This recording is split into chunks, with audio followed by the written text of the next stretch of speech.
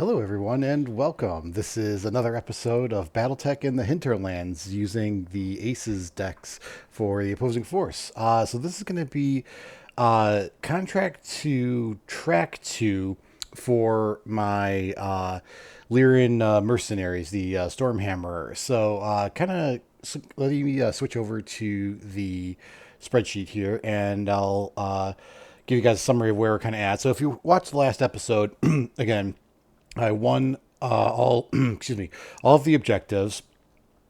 I had to repair, rearm all of my mechs because they were all damaged with armor damage. No structure damage, so that was good. So they'll all be back for the next mission. I also chose to salvage the Cataphract, which is actually a pretty decent mech. It's got the armor that does reduced energy damage to it, so that's actually pretty good. It's a -1 on anything that doesn't -1 damage on anything that doesn't have the energy skill listed. So that's pretty good. I don't know if I would use it as like a frontline, one of my best mechs, but at least it gives me more options here. So as you can see, all of my repair costs are covered 100% because of the contract. I also chose to get paid out for the salvage value for the Panther, the Rifleman, and the Wasp from the last track. So again, that's quite a bit of money here. And then also the repair costs are fully covered for repairing the Cataphract. We went back and forth a little bit on this with the group that I am doing a league with, a Hinterlands league with.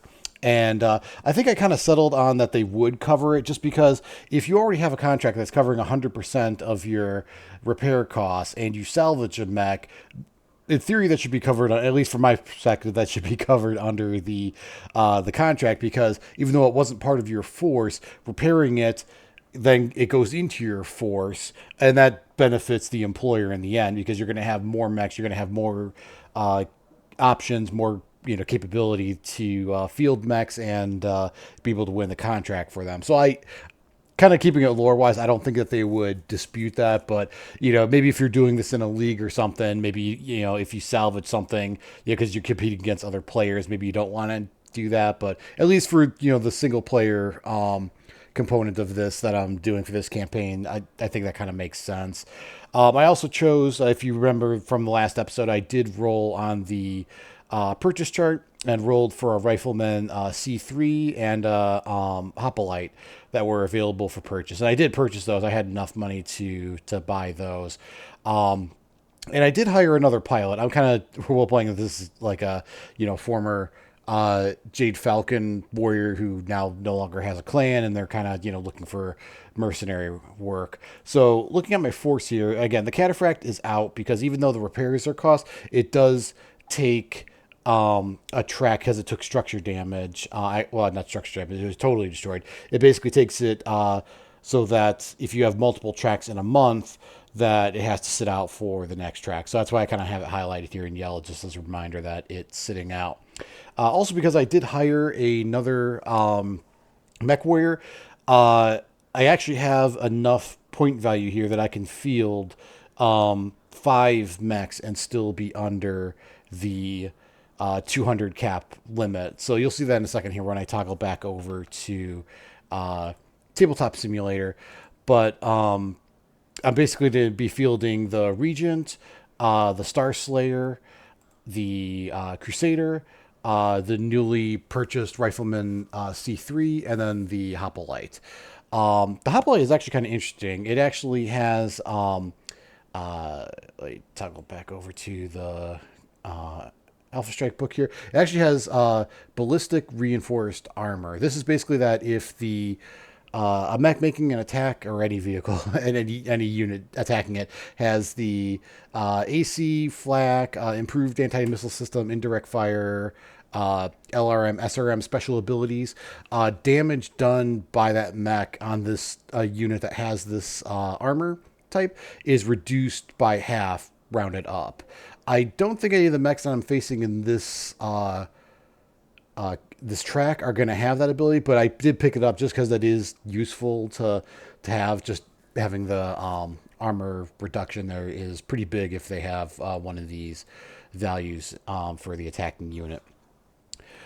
And one other thing that I want to go over here real quick is I did roll this last time if you saw the previous episode, but just for anyone getting back up to see, this is, again, track 2, which is happening in the same month. And then this will be the last track in this month. But the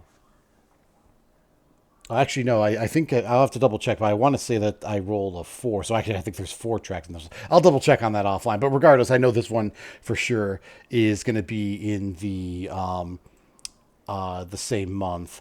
And actually, I think I did make a note of it here. That yeah, it's one of 6, but I thought I put a note in here somewhere. Anyway, I'll do that offline. But for this mission, the track is going to be strike. So I'm the defender, and the Ace's force is going to be the attacker. So I pick a side, and then they pick the opposite side as their home track, or not the home track, home edge.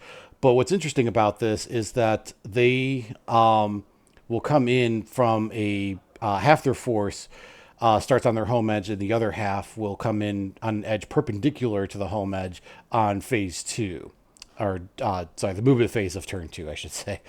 So their objective is basically to destroy a building that I've designated as being headquarters. Since I already rolled for this last time, and this came up as being a shopping district map, it's going to be urban environment. So I'm just, instead of placing the 4 buildings that it says here near the center of the battlefield, I'm just going to choose 4 buildings that are within 3 hexes of the center of the battlefield. And this is take 30 damage. This is actually for classic Battletech. So in it's not going to, for a medium building, it's not going to be that much damage in Alpha Strike. But if I go up here to the urban, actually I think it's the other way here. But if I go up to the urban section here, yeah, here it is. For a medium building, I'm going to say that it's not residential. I'll say it's industrial, because it's kind of supposed to be, a like corporate type building, some kind of office building. I'm going to say it's going to have 4 structure. So basically, it's not going to take much. We've done these missions before, and strike missions, almost always the building ends up getting destroyed. It's only got to take 4 damage for it to be destroyed. So unless it's like something like a light mech or something, I think most mechs can probably destroy it in 1 turn. But in order to destroy it, they have to identify it. So again, objectives for the attacker, for the AI force, is going to be to locate using scanning below and destroy the headquarters building. That'll get them 200 victory points. If they destroy or cripple half my force, that'll get them another 100. That's for both the attacker and the defender. And for the defender, which is me, I have to destroy or cripple their commander. And again, the special rules are here. This was a little bit confusing in the original print, but they've clarified it, and this is the second edition printing. Basically, the buildings and mechs are basically the same rules for scanning. Basically, they need to be within 4 hexes.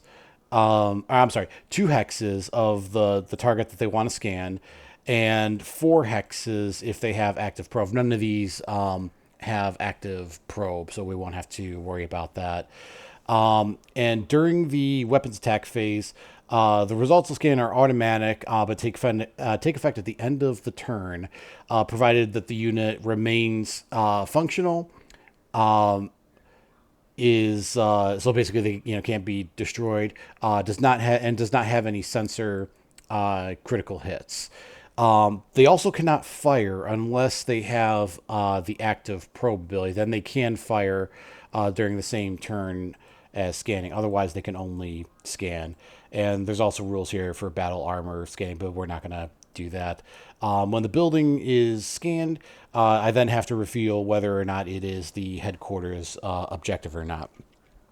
So toggling back over to Tabletop Simulator here, you'll see that I have this kind of, with the stuff I have access to, I have the kind of, these urban uh, map sheets here that I've kind of set up here and will use to kind of simulate like a sort of semi downtown ish shopping district.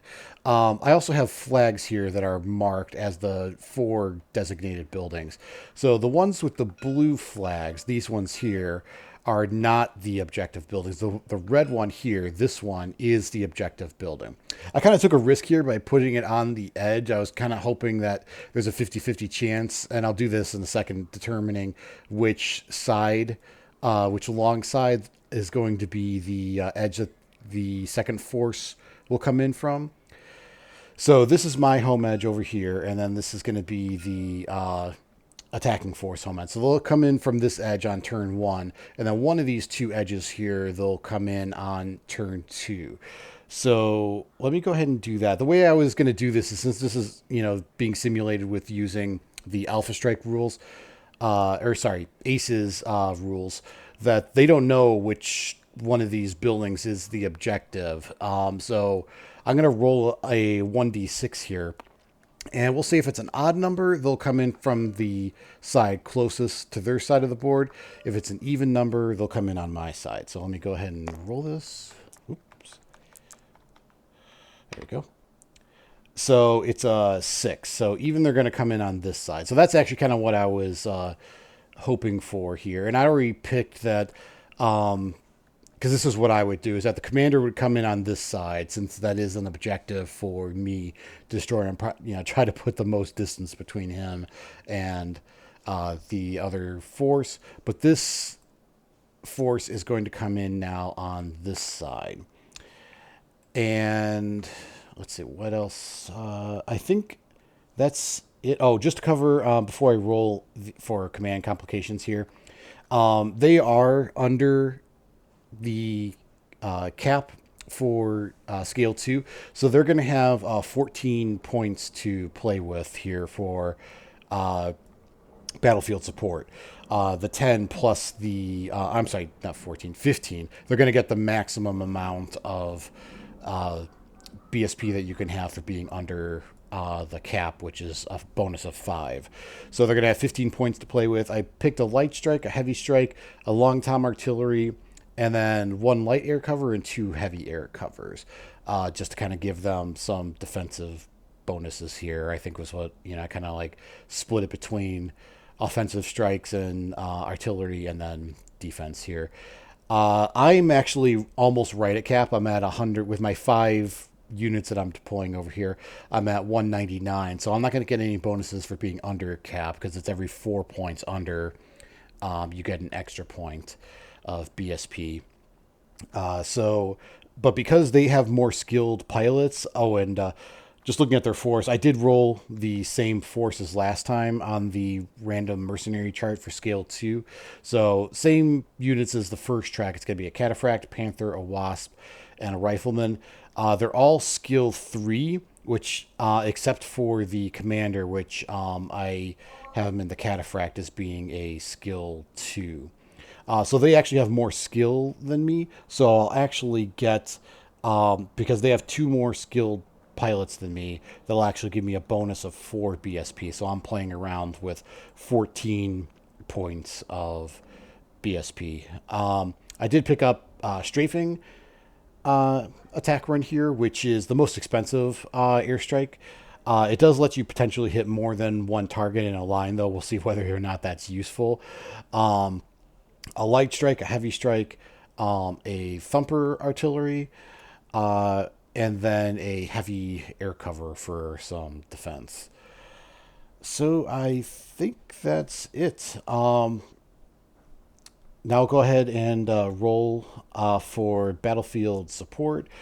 I do have a +3 on this, but we'll see what this comes up as, because there is normally on a regular chart where it only has a certain number of choices, it won't really make a difference, because I basically integrated for my command choice, which would give me a Normally give me a +3, but let me toggle over to the PDF here so you can see this, and I'll go to the track, which is Chahar, and you see down here for the command complications, +3 for integrated, right here. But if I roll high on this, basically an 8 plus, I re-rolled twice, and there is a chance that I could get a no complication or both no complications. But the chances of that happening are pretty unlikely. So I'm almost guaranteed at least one BSP here, and I do have some stuff on the board here in case I do roll that which one is it? It's a result of 5 is a demolisher. So we'll see if that happens or not. 1 second.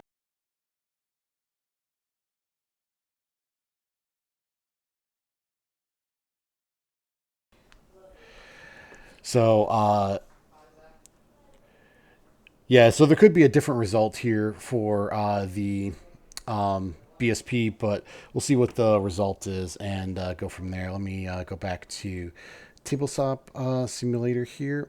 And I'm going to roll this for both sides, but I'll do mine first because this has the +3.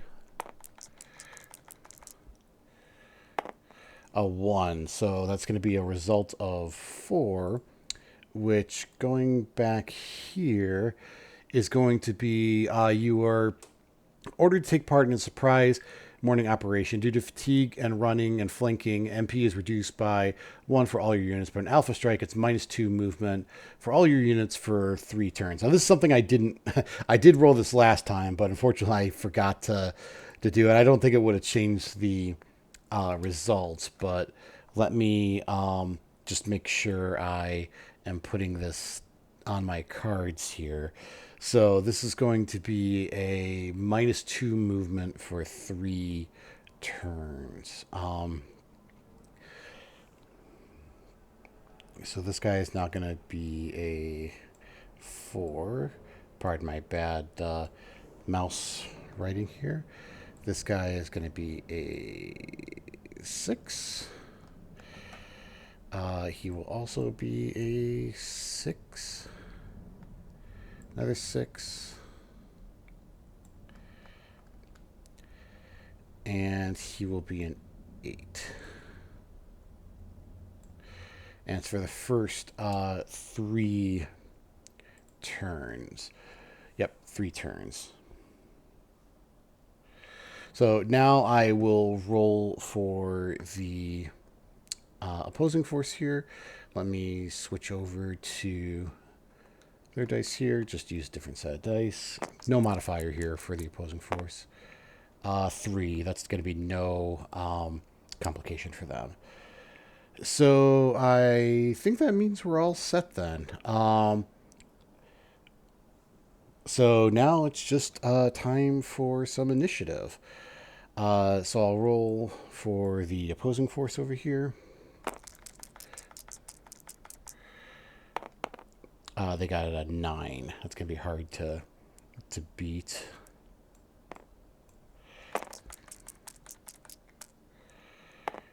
Yep, I got a 6. So I'll be going first. Let's see.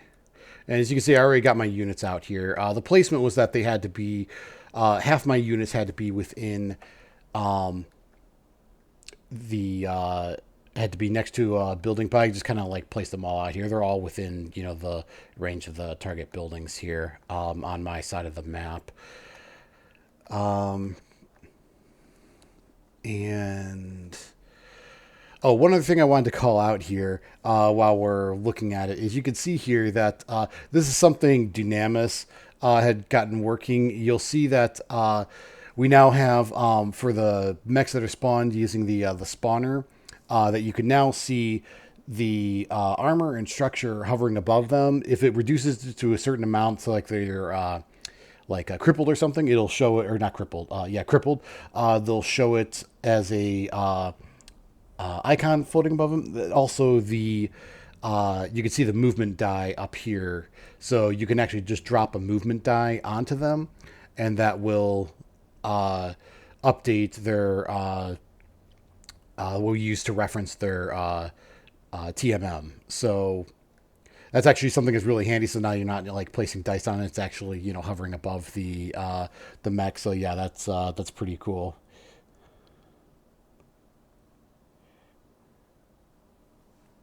Give me one.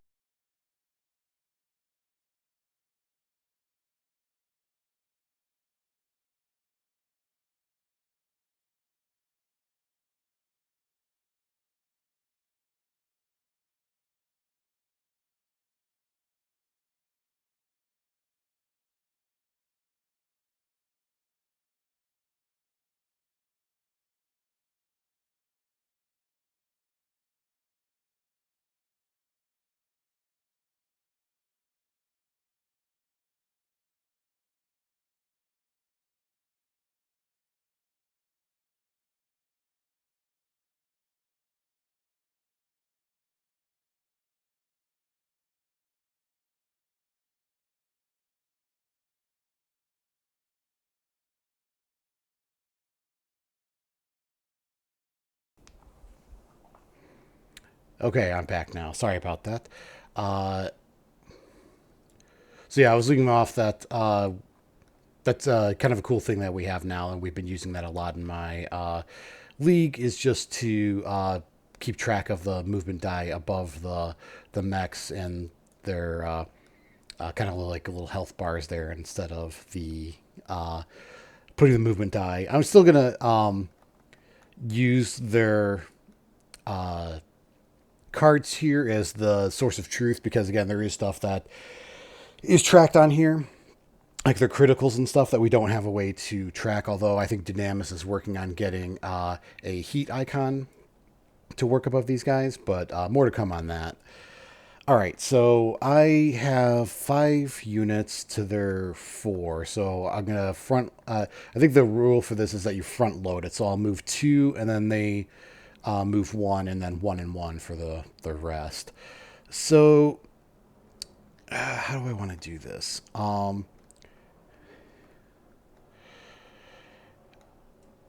I think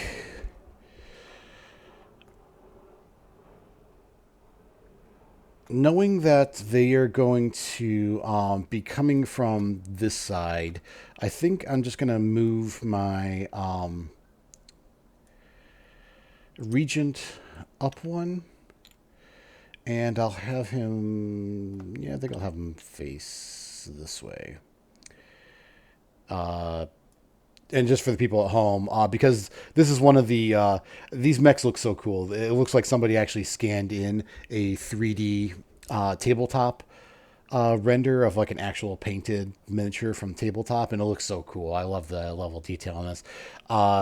But you get this sometimes in the tabletop is that the way the mech is facing, because they do like really dynamic facings and stuff with the torso kind of being like twisted or whatever. It looks great on like tabletop, but sometimes it could be kind of confusing for which is the front arc.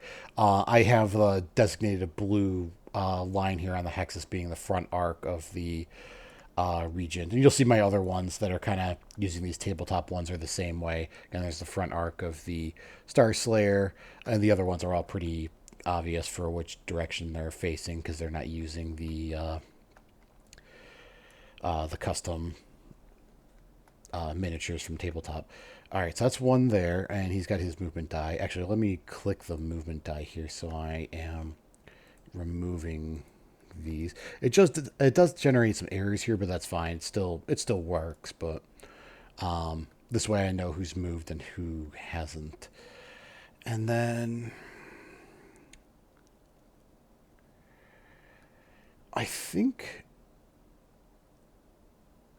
the Hoplite's kind of in a bad spot over here. And with his reduced movement, he's got 6 inches. That's going to be 3 hexes that he can move. Can't really get any place that's useful. And because this is an urban environment, I am using the skidding rules, but that only comes into effect in Alpha Strike if you're sprinting on concrete, or if you're sprinting using like tracked vehicles and stuff like that. So just have to keep that in mind. Oh, let me update the turn counter while I'm thinking about it. And I think I'm just going to move him. He doesn't have jump jets. Yeah, no jump jets. So I think I'm just going to go 1, 2, 3. And this one's not lining up for some reason. There we go. So we'll face that way. All right, so that's my 2. So now we're going to go over here. I've already dealt out the Alpha Strike cards. So let me flip these over. And who's going to be going first? Looks like it's going to be the Cataphract. So if first, and again, this is for a sniper roll, but if first, ground to 30 inches in line of sight to most enemies and woods cover from most enemies. So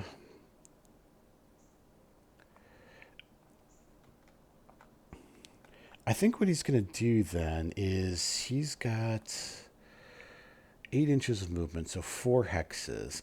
Coming onto the board, he's not going to be able to get any place where he can have line of sight and cover.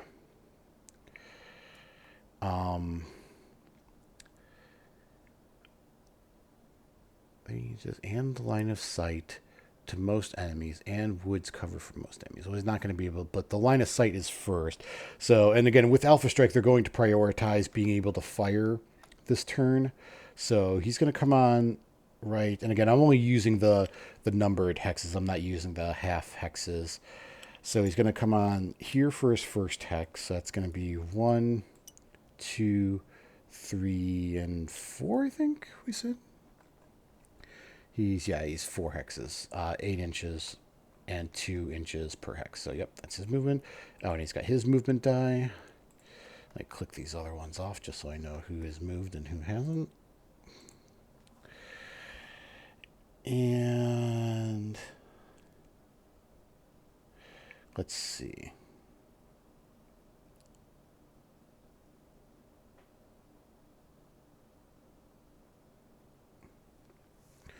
Now they have to move 1, or they move 1. So now it's going to be my 1, their 1. So,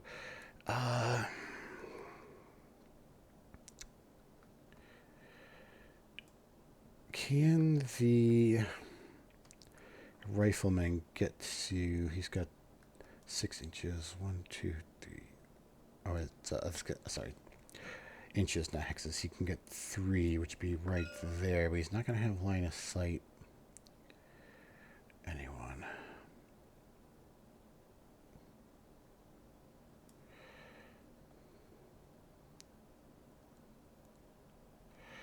I think he's just going to move to here.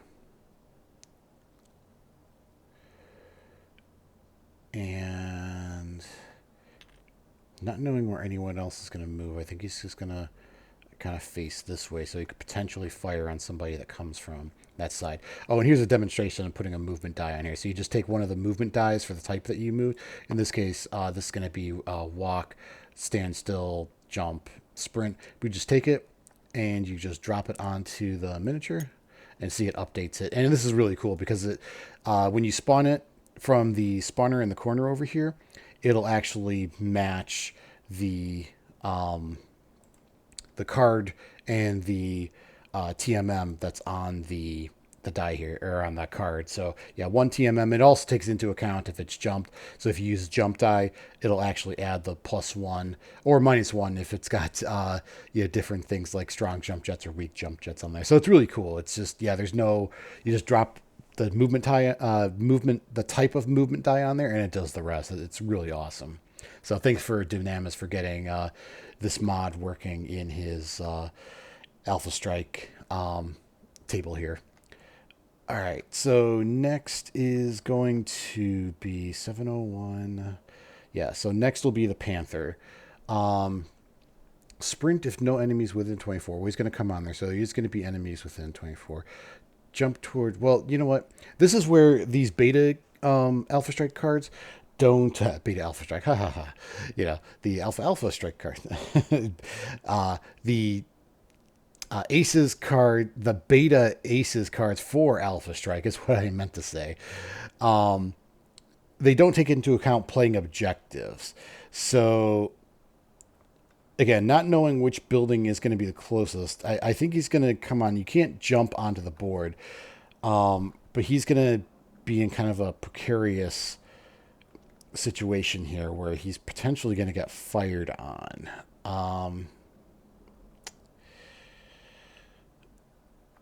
And he does have the rifleman with him, though, so I think maybe he would want to move in farther. So he's not going to sprint. Jump toward furthest enemy you can get behind. Okay, actually, I think that's going to be much more beneficial for the Panther because he can definitely, but he can't jump, unfortunately. So yeah, that's not going to work either because it's his first turn, so he can't jump. Jump and towards lowest TMM enemy. I think a lot of my guys are 1, so I think that's not going to matter there. Ground towards nearest enemy. Okay.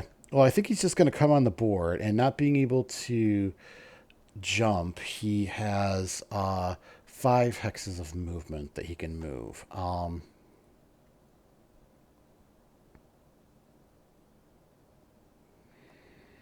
Let's see.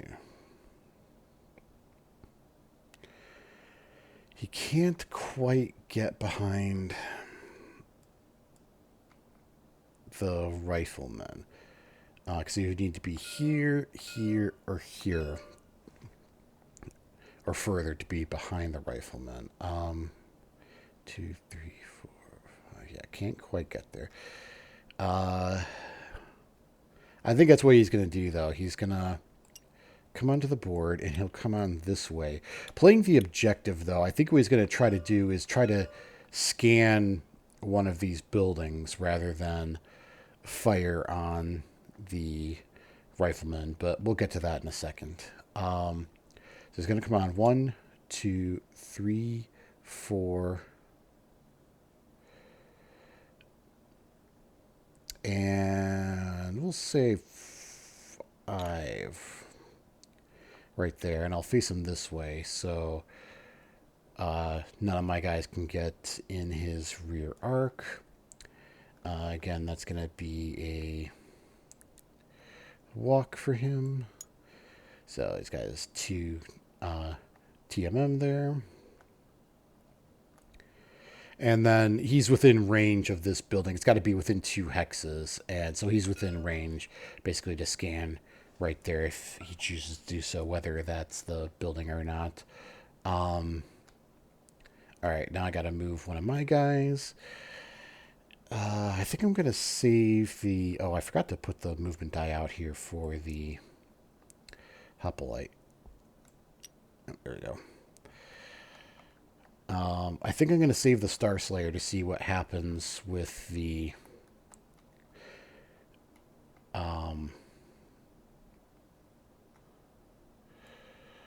the Rifleman and the Wasp, but I think I'll move the... Crusader has 3 hexes he can move. Yeah, 3 now. So he's going to go 1, 2.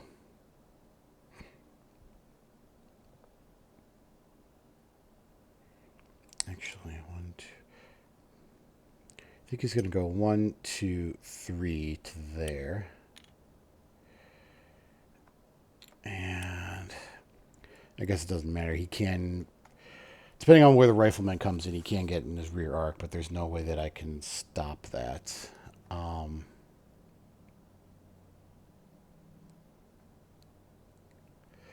Actually, you know what? I think instead of going there, he's going to go here instead. It'll kind of limit some of his firing arcs more, depending on where the rifleman goes. But if I was here, it might have been partial or full cover to the Panther. But at least here, it's definitely not full cover. It might be partial, though, but we'll figure that out in a second. All right, now they got to move their guy, and next for them will be the rifleman. And stand still if no enemies within 12, and at least one enemy when in line. So I always got to come onto the board so you can do a standstill. So there's ground to line of sight to enemy with lowest health. Well, the lowest health would be probably the hoplite. He's not going to be able to get there. The rifleman would be the next closest one. So rifleman towards cover for most enemies, towards you with lowest health, towards nearest enemy. Yes. So he's going to go after the rifleman, I think.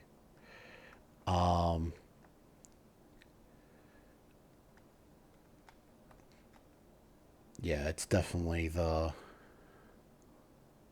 Actually, no. By one, it would actually be the Crusader. If your total health is going to be, because the Rifleman does have more structure, so I think it'll be the Crusader then that he'll go after. And he's just going to go 1, 2 to there, and I'll face that way. And that will be rear arc for the Crusader, unfortunately. But there was basically no place where I could go, still protect the building, still fire on these guys, and not have at least one of them get my rear arc. Okay, so last movement phase here is just my... Oh, I keep forgetting to put the movement die out here.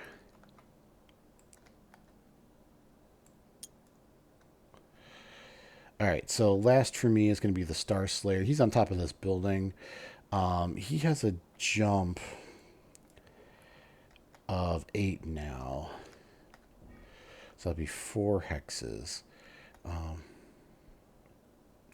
Can he get to a place where he can fire on the Crusader? I think he can.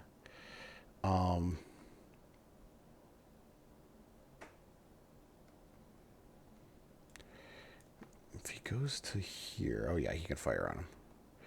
Problem is he can be fired back on. All right, we're going to jump. We're going to go 1, 2, 3, 4, 5 to there. You get a jump die. As you can see, it takes into account the +1 for the jumping, because he has a normal TMM of 2, and he gets a +1 for jumping. And that should be a shot. I think I'll probably get partial cover from the thing, but from the building, but yeah. All right, and the last one is the Wasp, and not stand still. Ground towards 18 from all enemies. Ground towards fewest enemies in line of sight. Minimum 1. So, and he has a ground movement of 12. That's going to be 6 hexes. So if he comes here, 1, 2, 3, 4, 5, 6. Actually, yeah, that would be good because he can fire on the Star Slayer then. So he's going to come on here. 1, 2, 3, 4, 5, 6 to there. And let me get a ground. Come on. Ground movement die. There. All right, that's everyone. So, first thing is, let's do some BSP. So, I lost initiative, so I'll go first. There's not a spot where I can use strafing. Well, I mean, actually. 1, 2, 3, 4. I could do strafing on... and this is where it's kind of weird. Strafing is basically where it does damage to all of the units in a line, straight line of 5 hexes. So between the Cataphract and the Wasp, it is a straight line, but as you can see, the building is in the way. it doesn't really take that into account, though, on whether there's stuff in the way. So I think it's just, yeah, I think I'll try just to hit and see if I can do enough damage to both of them. So it's going to do two damage, but I have to roll for it twice. However, they do have air cover here. So for strafing, it's going to be a 6 on heavy air cover and 11 on light air cover. So yeah, I think they're obviously going to use a heavy air cover to defend, and they're looking for a 6 plus on 2d6 to see if they block it. Of course they get it. Yep. Okay, well, my strafing is gone. And I think to use their offensive BSP, I think they're going to try the Long Tom. And I think they're going to try to target the... Actually, this could be bad because it could hit the building here. I don't think it does enough damage to actually destroy it. It does 3 damage, but we'll see here. All right, so they're going to target the Regent as being the hex that they're going to hit, and it's going to be a 9 is the target number that they're looking for. So 9 plus. And don't get it, 7. So it's going to deviate by double the number of the margin of difference or whatever. So it's going to deviate by 4 inches, which would be 2 hexes. And I'm going to roll directional here. We'll say it this way is 1, 2, 3, clockwise going around. So this way is north. So it's going to deviate in the direction of 5. 1, 2, 3, 4, 5. So it's going to deviate this way. And it's going to deviate by, see, it was double, so 4 inches, 2 hexes. So it's going to 1, 2. This is going to be the new impact point. Oh, boy. Actually, I think it's going to destroy the target building here. All right. So Long Tom does 3 damage for the target hex and the surrounding ones, and then 1 to all the other hexes. So it's going to do 3 damage. Actually, let me get a...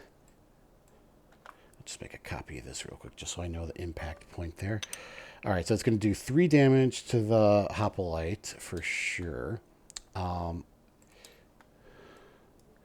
So click on the bars here. And then I'll update the chart over here. 1, 2, 3.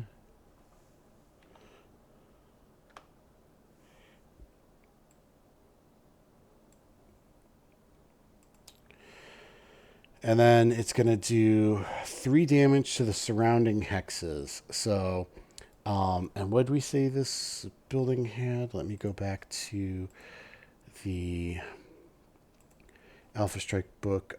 4 damage. So yeah, just based on the number of hexes here, it's going to definitely destroy the building because it's going to do 3 to this, 3 to this. So that's 6 damage already there.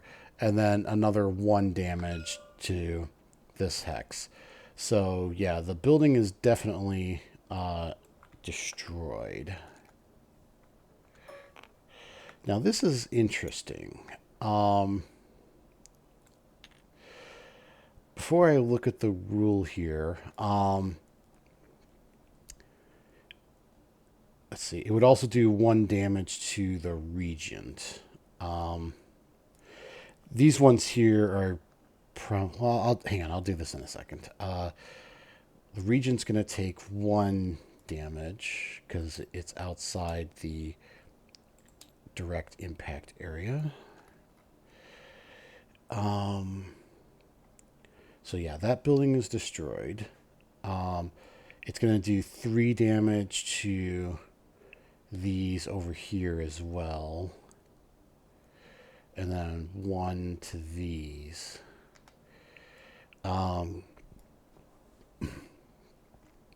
So based on that, I think that this building is destroyed too.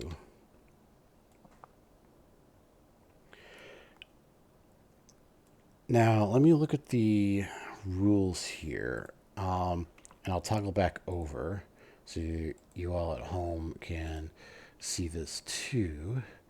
And we'll go up to the track types. Come on. Let me do it this way instead. Let's see. Locate using scanning and destroy the headquarters building.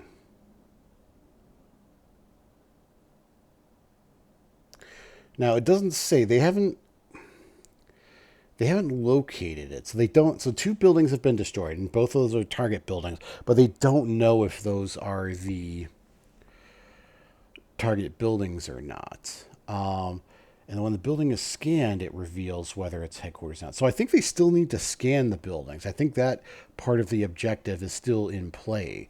Because again, they wouldn't know if they retreat now. So yes, they have destroyed the target building, but they don't know that. So I think objectively here, and this is the way I would play with another player too, is that you don't know if those were the target buildings or not. So if they withdraw and then, say worst case scenario, if those were not the buildings, if they're just like, oh, we destroyed two of the buildings, let's, get out of here.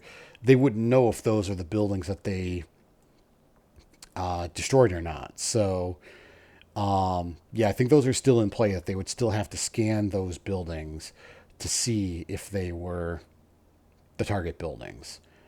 All right. So that's the BSP phase over. Firing phase now. So I'll fire first since I lost initiative. So the Regent is going to fire onto the Cataphract. Almost certainly that's going to be long range, but let me count 1, 2, 3, 4, 5, 6, 7, 8, 9, 10, 11, 12, 13. One outside of medium range. So starting at skill 2, and 4 for range, that's 6.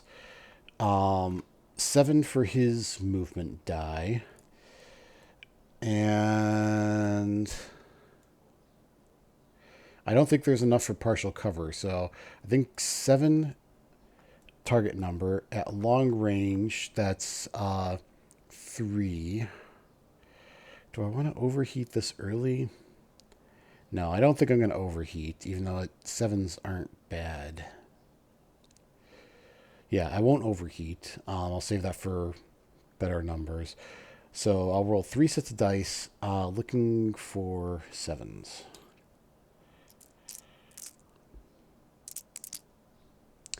And looks like I got 2 of them. So that's 2 damage onto the Cataphract. How am I going to do this? There you go. 2 damage there. And I'll mark off on his sheets over here as well. 2. Okay. So that's the Regent. The Hoplite, I don't think can see anyone, because this is actually, what is that, a level 2? Yeah, that's a level 2 in the way. So yeah, he can't see anyone, so he can't fire.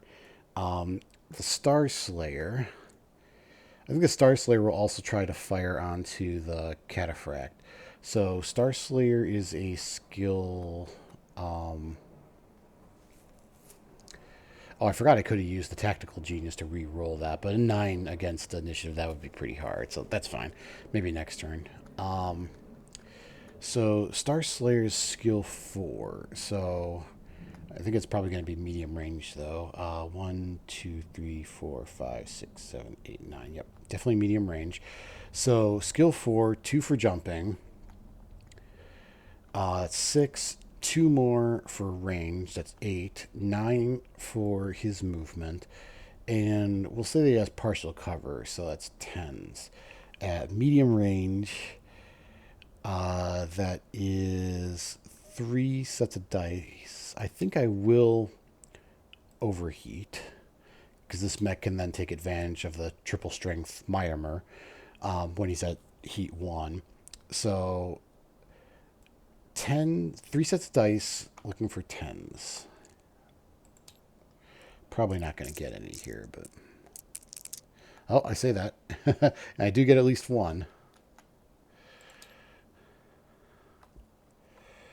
All right.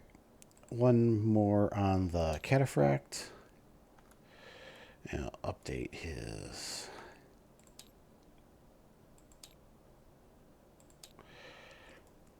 Okay. Rifleman.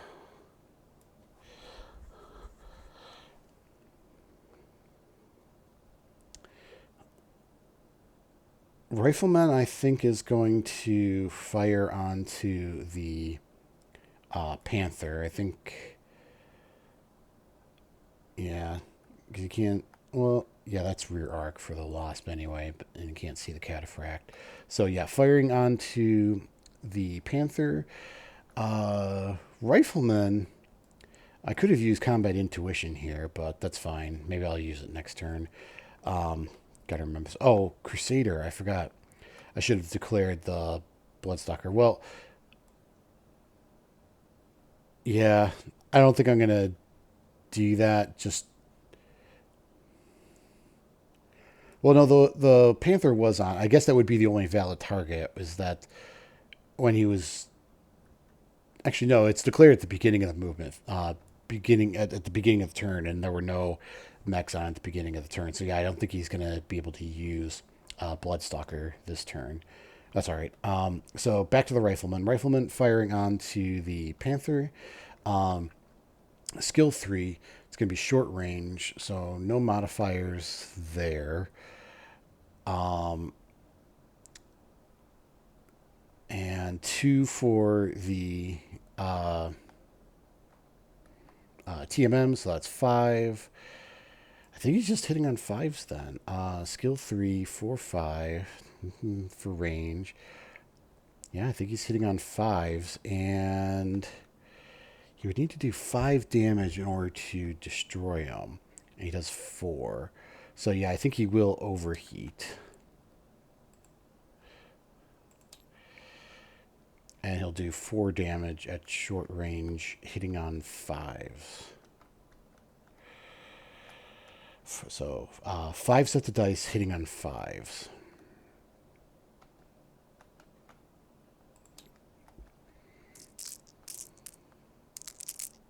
Ooh, and got a critical in there. So, ooh, yeah, all of them hits, and it's a critical. So, yeah, he is destroyed.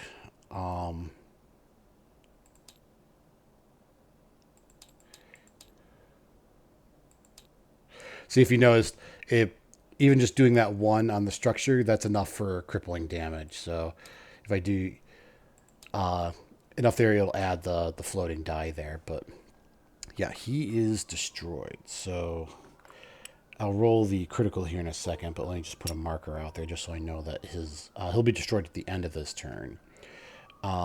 Which is interesting, but we'll get into that for the firing phase for them in a second. Let me roll that critical, because there is a chance he could be totally destroyed. 6 is a weapon hit.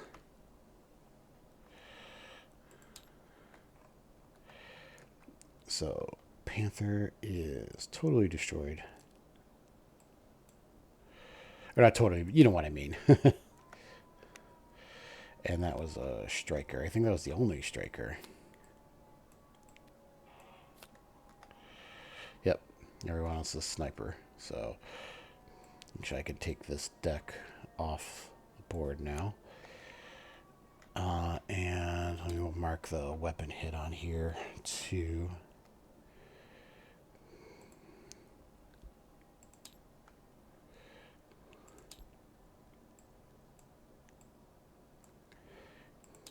Okay.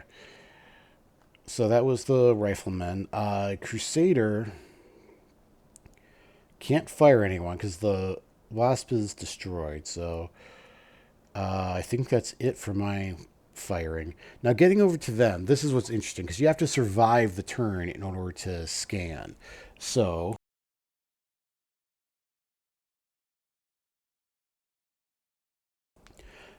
thinking about this, the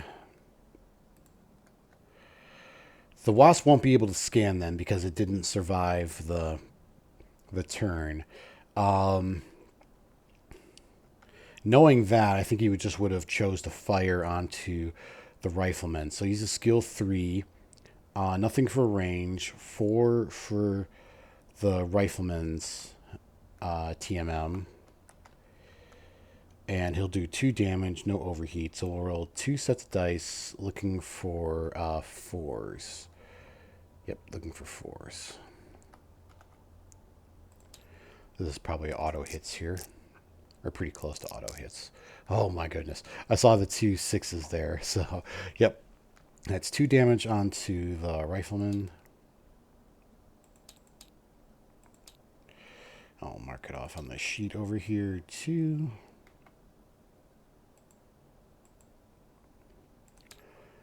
Alright. And that'll be the wasp destroyed then. So yeah, basically what that means is there's going to be fewer units on the board for them to be able to scan with. Now, the rifleman, the whole point here was that I was going to, playing this from the AI's perspective, I was going to have the Panther scan this building here to see if it was the headquarters or not. But again, can't do that because he's not going to survive the turn. The rifleman, then, my goal was I could have moved him up here and he would have been close enough to scan, but I was going to have him target the Crusader. So I'm still going to play that path here. He's not close enough to scan anyway. So rifleman firing onto the Crusader. I believe he's a skill 3. Yep, skill 3. Actually, I should be checking the cards here. I mean, lowest health, lowest TMM, range near. The lowest health would actually now be the rifleman. So I think instead it's going to be harder to hit the rifleman though. So taking everything into account, lowest health, lowest TMM, lowest range, and then near. I think based on that, the Crusader meets most of those conditions, even though the Rifleman is less. It's going to be a medium range. It'll be 2 extra dice to hit, whereas there'll be no modifier for range for the Crusader since it's short range. So, yeah, I think I'll do that. So the Rifleman is skill 3, 4 for his TMM, nothing for range, no other modifiers. Does this Rifleman have overheat? He does. And he would be doing 4 damage if he chose to overheat. The way that I've seen this played out with the new updated cards that they have shown in the Sarna article, as well as like in the Mech 7 show and some of the other shows that the devs do on their channel. The way it plays is that it would only use overheat if with the potential of being able to damage structure. So even if he overheats 1, it's not going to be enough to damage structure on the Crusader. So I don't think he's going to use the overheat here. Actually, even if he was targeting the Rifleman, it wouldn't be enough damage to target to hit structure anyway. So what did we say? It was going to be 4, and he's doing 3 damage at short range. So 4, because he's going to get the extra set of dice for the rear arc. So there'll be 4 sets of dice hitting on. Actually, based on that, would he be able to? No. he would be able to damage structure on the rifleman, but not the Crusader. Again, I'm overthinking this. Let's just stick to the Crusader, but he's not going to overheat. He will get the extra die from the rear arc and hitting on fours. So he's going to roll 4 sets of dice, hitting on fours. And looks like he got all of them. So that's big damage onto the Crusader.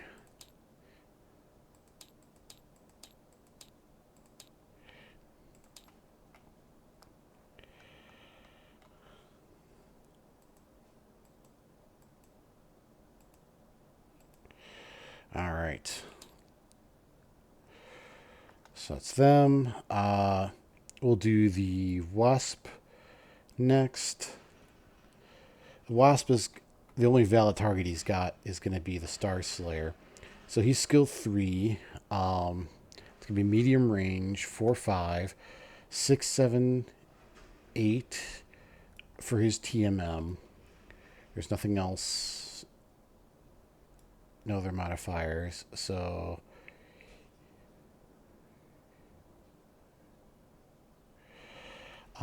looking for 8, and at medium range, that's 2 sets of dice looking for 8s.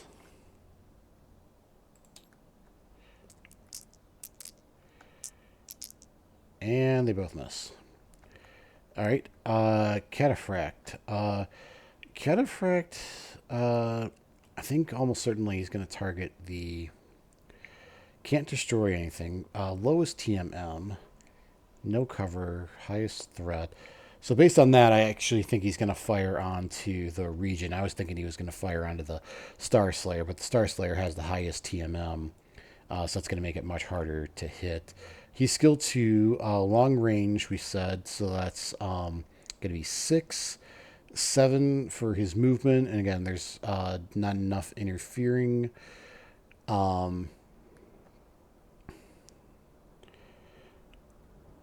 So 2, 4, 6, 7. Yep. 7s at long range.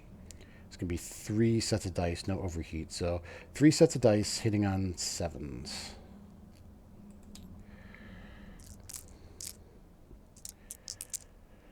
And looks like just 1. Yep. But that is 1 more damage onto the Regent, who already took damage from the artillery strike. Update the card to... Oh, I didn't include the other one from 4. Sorry about that. So he should be down 2 then. Double checking. Yep. Okay. I think that's everyone. So let me flip these cards over. Put them back into the sniper deck. Shuffle this up. I'll deal out 3 more.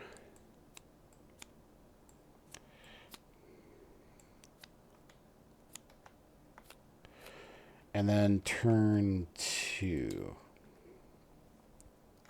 I believe this track also ends after... Track ends turn 8 in Alpha Strike. So yeah, we got plenty of time here. All right, initiative time. So don't forget, got Combat Intuition, Bloodstalker, and Tactical Genius. Initiative 4. I'm probably gonna use it to re-roll that. 7. Do I want to reuse it and try to beat a 7? I think I will. It's not bad, but this result sticks. So 7. Nope. Still lose. Okay. So I have 5 to their 3. So again, I have to front load movement here. I move 2. They move 1 type thing. All right. And I think the Crusader is going to declare the Rifleman as being his Bloodstalker target.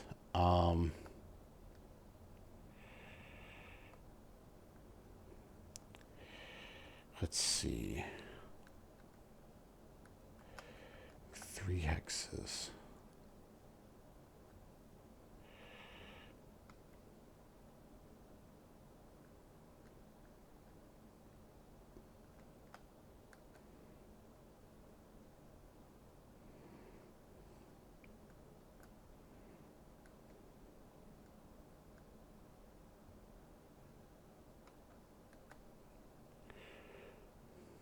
Okay. I think I'm going to move the Crusader 1, 2, 3 to there, and we'll face them that way.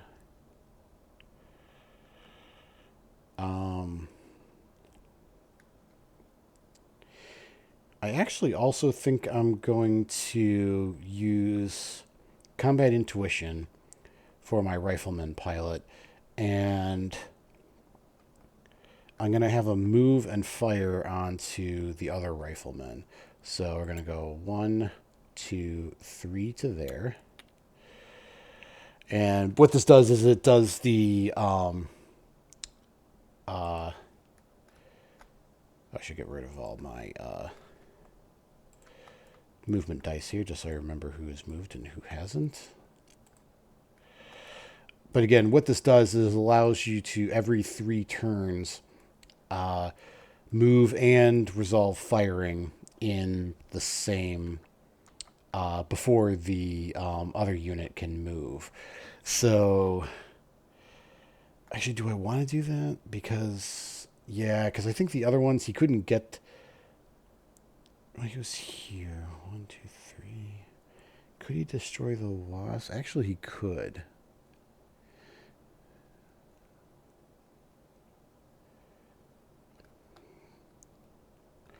Because even if he's not going to do enough damage to the rifleman, even with overheating, he can't do enough damage to get to structure.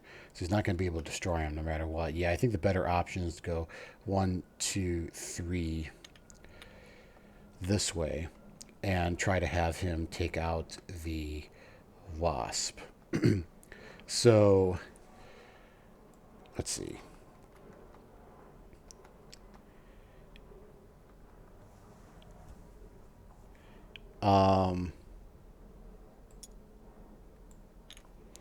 Before I do that, let me check the rule book here for TMM on the special pilot ability, because I think the way this is going to work is no, it's not special abilities, it's pilot special abilities. Combat intuition. A pilot or a crew with this SPA has knack for blah blah blah. Oh, it's only if this unit side wins initiative. Oh, so I can't use it then. Never mind. Good thing I checked it though. But what I was checking for basically was that it doesn't actually say what the TMM would be. I think it would just use what it was from the last turn, or maybe no modifier. But anyway, I can't use it. So, all right. Based on that, all right. Sorry to keep going back and forth here, but I think based on that, I'm gonna.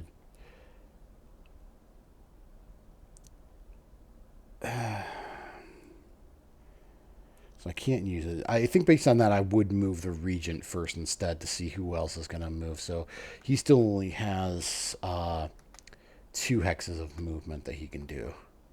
1, 2. Just move him up there.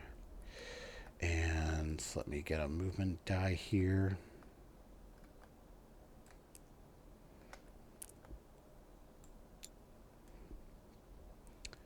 Okay, so that's my 2 guys.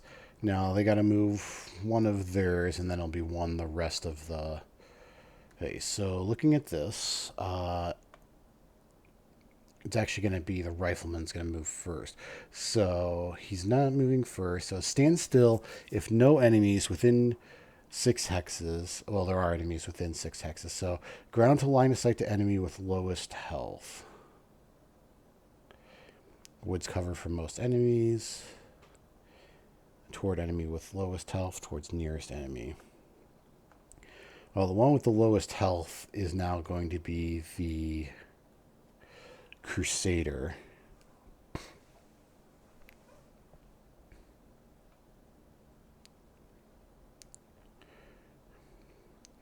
But playing the objective, I think they're going to have to try to scan the building as opposed to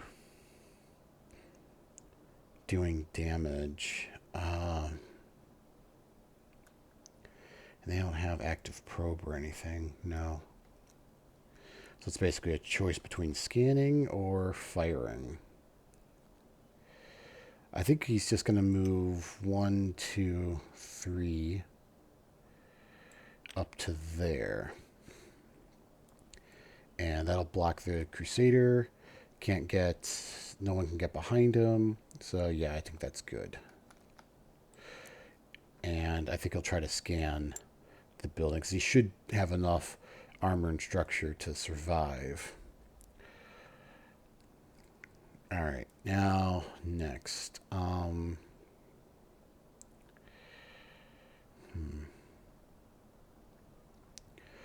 I think the rifleman is just going to stand still, so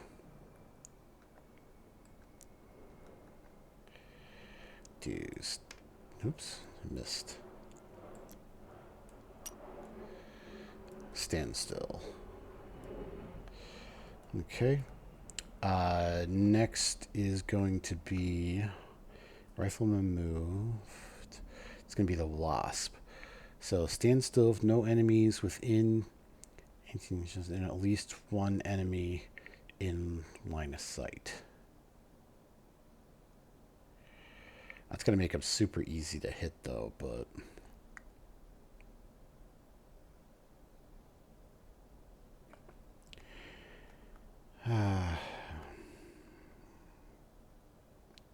can he get to a spot where he can scan?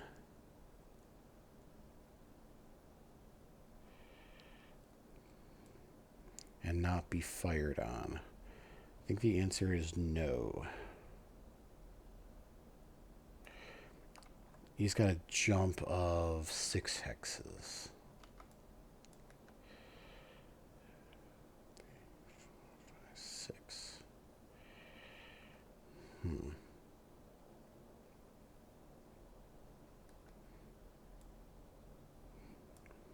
And that building's a level 3, so he could jump over it.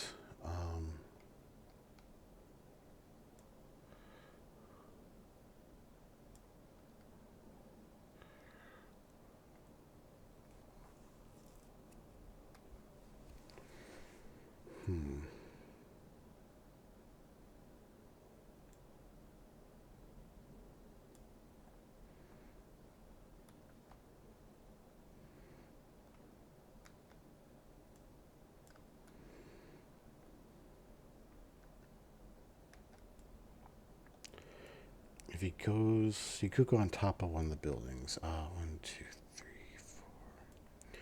He could go like here, but then he couldn't fire on anyone.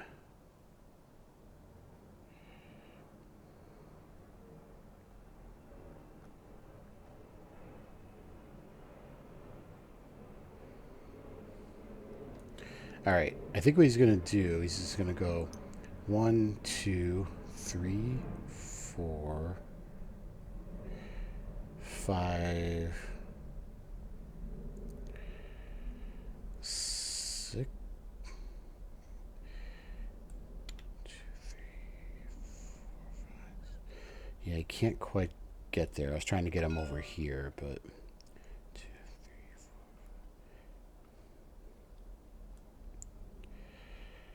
4.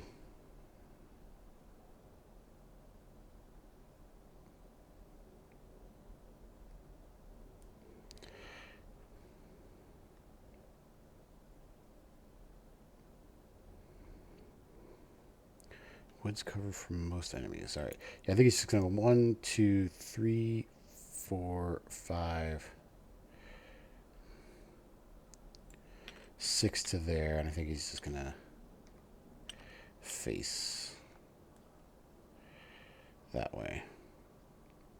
So then I'll have woods and some partial cover depending on where they go.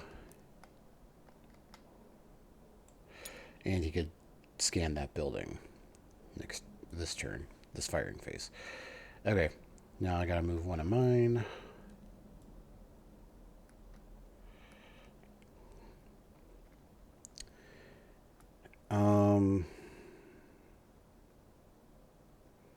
I think the hoplite is just going to move. He's got 6, so he can do 3 hexes. You can't move into the same hex as the regent. Shoot, the regent's kind of blocking him here. That's all right. I think he's just going to go 1, 2 to there. Okay. And then... Oh, I think I should have moved another 2 guys there because I have double the number that they have left to move. So I think I have to move my Star Slayer as well before they move their Cataphract because I lost initiative. So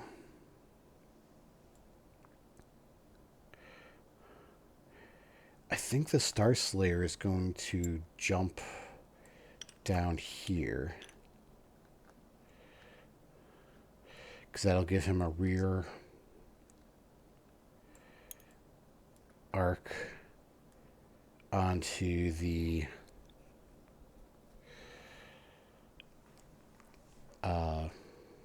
Wasp.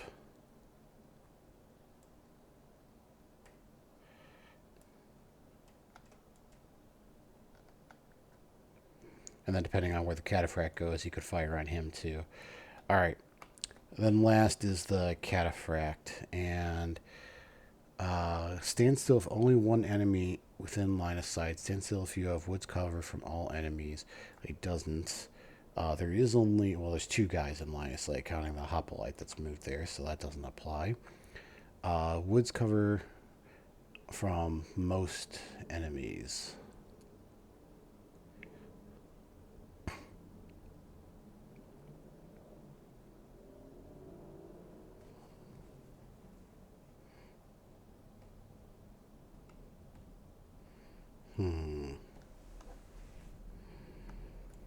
And he's got how much for movement? 4 hexes. So he's gonna go 1, 2, 3. It says depth 2 there. I wonder if I put him in. It does say depth 2, which means he's totally covered. No, I don't think he's going to do that. I mean, just playing it by what's on here. 1, 2, 3. He can't get into a place where... Well, if he moves over here, he'll have woods from... Actually, it might... 1, 2, 3, 4. If he moves to there...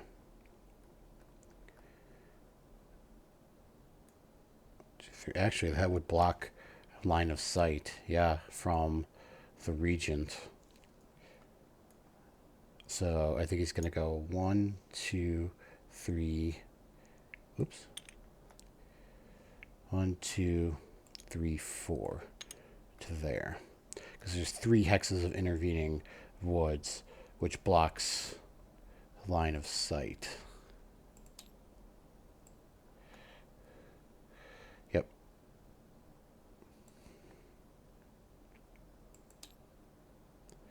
Okay. Oh, I gotta put some more movement die out here. He's got his. And I forgot to do the hoplite. Okay. That is everyone. Firing phase. So I lost initiative. So, what do I want to do here?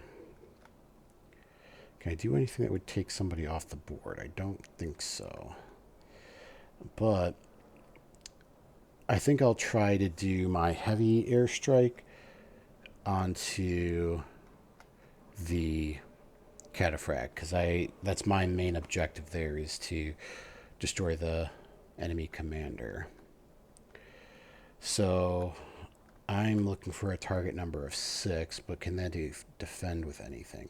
Oh shit, they do have heavy air cover. Well, alright, so heavy strike is a 5, so they are looking for a 5 plus in order to block it. And they got it. Okay. Well, their heavy airstrike is gone.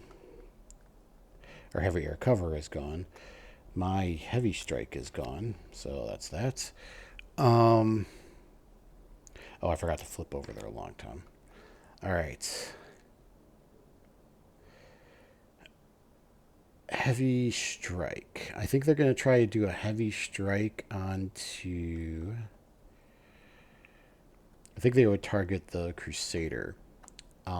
So they are looking for a 6 plus.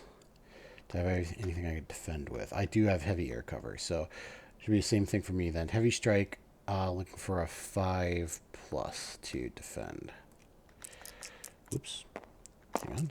Didn't actually roll that. 5 plus. Look at that. It landed on its edge again. That is funny. I'm going to re-roll that one die.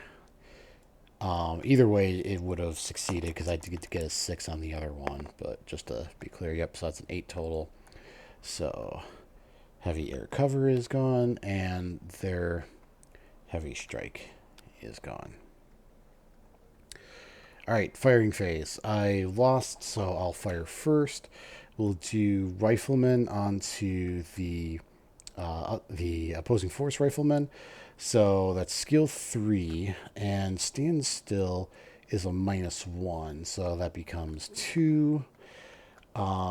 3 for his movement, nothing for short range. So I think I'm hitting on 3s, and oh no, 4, because I forgot the overheat. That adds +1 to the movement. Actually, I didn't take that off of the movement, but he only did a standstill, so that doesn't matter. So 3, I think it'll be 4 then. Skill 3, -1 for standstill. That's 2, +1 for the TMM, +1 for the heat. So 4, and oops, that kind of big there. So hitting on 4s, short range. Do I want to overheat again? 5 damage won't damage structure, so I don't think it's worth it. So I'll just do 4 sets of dice hitting on 4s.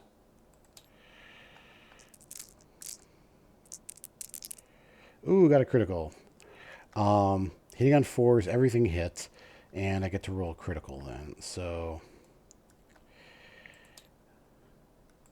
2, 3, 4.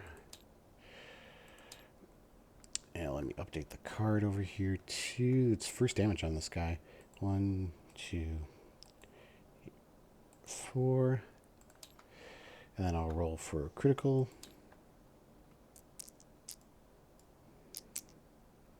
Uh, 4 is fire control. That's not good for him. But that will not take effect till next turn. Okay. Crusader cannot see him, so we won't do anything there. We already said that the Regent and the Hoplite cannot see the Cataphract or the Wasp because of blocking buildings and 3 hexes of intervening woods. So the last guy that can fire is going to be the Star Slayer, and it's tempting to have him fire on the Wasp. Star Slayer, he's going to have a +1 on the target modifier. 3 damage. He could overheat.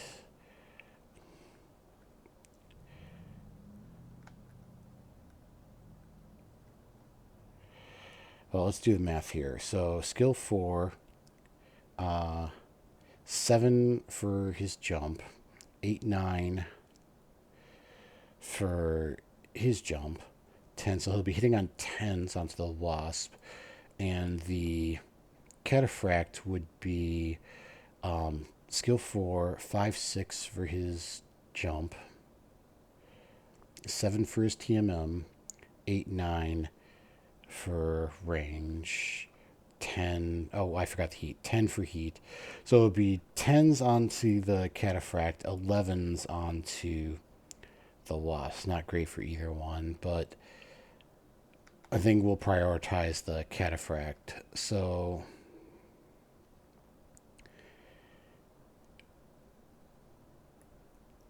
I think I'll do another overheat 1 to... Actually, you know what? I'll do an overheat 2. So that'll bring him up to 3 heat, but he's definitely going to have to cool off next turn. So he'll be hitting on 10s onto the Cataphract, but I'm not, I forgot. I did this last time too. The Cataphract has -1 for the reflective, or not reflective, but refractive or whatever it is. None of my guys have energy though, so it won't do half damage, but it is a -1 onto his damage. I think the only one that fired on him actually was the Regent. And so what I'll do here is I'll just add 1 more back on here because he should have only had 1 damage reduced there. And I'll take 1 off here. Where's the eraser? There it is. Okay. So, yeah, we'll do overheat 2. So hitting on 10s, and he'll do 5 sets of dice. Not great odds, but we'll see if anything lands. 10's 1 hit. And let me look this up real quick because... Oh my God, I did it again. I've been looking at the sheet again. I am so sorry. I should have been... You know what? I'm just going to kind of leave it on the game. I can't believe I did this again. I keep toggling back over to the other screen where the PDF is, and I forget to put it back onto the... I keep forgetting to put it back on. So this whole turn, I've been having you guys look at the... the special pilot abilities. Shoot, my bad. All right, but let's go back here. Let me look at the special abilities, and where is it? Oh, it is reflective armor. Okay, I think it reduces to a minimum of 1 point. Yeah, right here. Have this damage for applying it. Damage round down to a minimum 1 point of damage. On the other hand, if this unit already... Oh, it's for physical attack. For all the other attacks against this unit with reflective armor, reduce the total damage applies to 1 point to a minimum of 1. So, okay. Yep. So, 1 hit. So... Alright, double check. I'm looking at Tabletop Simulator. I am so sorry. So, anyway, just to get you guys updated... So it's going to reduce it to a minimum of 1. So he'll basically lose that point again. That's updated. And let me put this back over here. I am so sorry. All right. 1 more there. All right. But just get you guys back up to speed. Since the rifleman stood still. The opponent rifleman moved over here. He took damage, but he's going to scan the building. Crusader cannot see. The Star Slayer jumped over here. The Wasp jumped from here to here. Cataphract moved up to here, so he's got line of sight here blocking. And the hoplite and the regent both moved up, but again, because of line of sight, they can't see. So, sorry about that. I hope that gets everyone up to speed on the stuff going on in Tabletop Simulator. I am so sorry. I'm still new to this whole, recording and streaming stuff, and I'm getting used to, which screen I'm looking at. But yeah, let me just make sure it is looking at Tabletop Simulator. And I won't toggle back over until the very end now. So, all right. So that was the Star Slayer. That's everyone firing on my side that can fire. So, Cataphract is going to fire on can destroy, lowest TMM, lowest range. Well, he cannot see the Regent or the Hoplite, so the only one he can fire on, well, actually, he could fire on the Rifleman. So he can't destroy him, though. And the Rifleman does have the lowest TMM, so I think that's what he's going to do. He's going to fire onto the Rifleman. Actually, no, I don't think he can see the Rifleman. Let me get the ruler out. It does go through that level 2 building, so he cannot see him. All right, so the only one he can fire on is the Star Slayer. So skill 2, +3 for his TMM. That'll bring it to 5. 6, 7 for range. It's medium range. 4 dice, hitting on 7s. Let me just double check that. Skill 2, 5 for his jump TMM. 7 for range. Yep. So 4 sets of dice, hitting on 7s.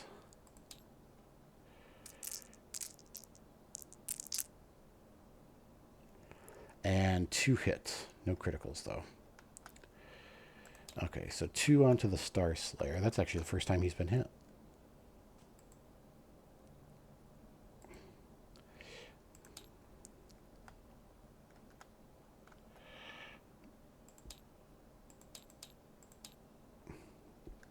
Okay.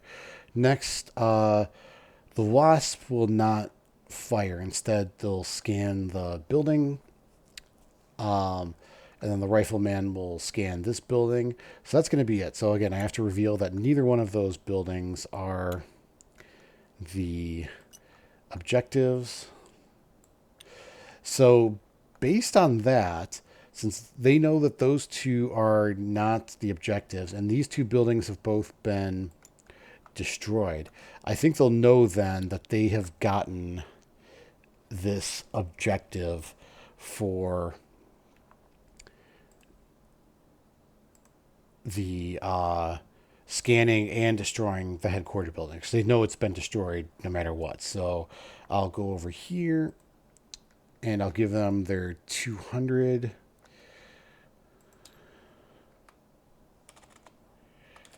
So they are actually in the lead now. The only way I can win this battle is to destroy half of their force and the commander. So actually, the Panther is already destroyed. So if I destroy the commander, that would give me both objectives. And that would give me 300 victory points to their 200.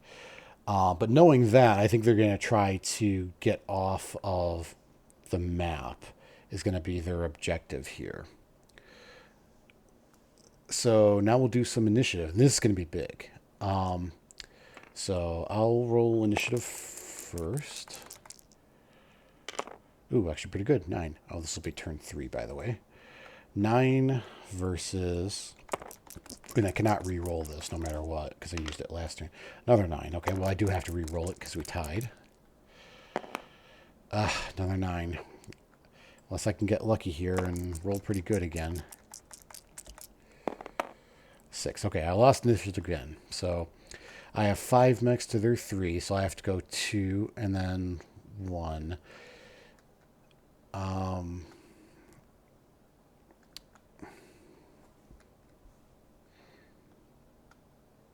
right, so they have to retreat to this home edge.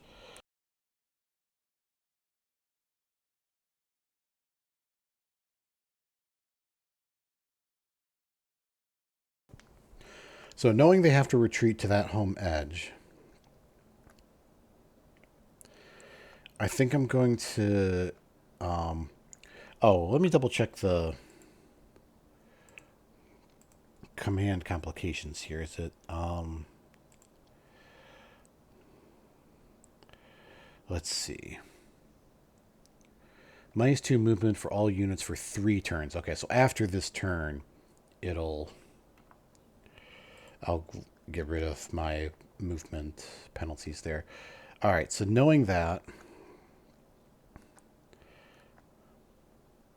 I think the regent who can only move 2 hexes, he's going to move up 1, 2. That's all he can do.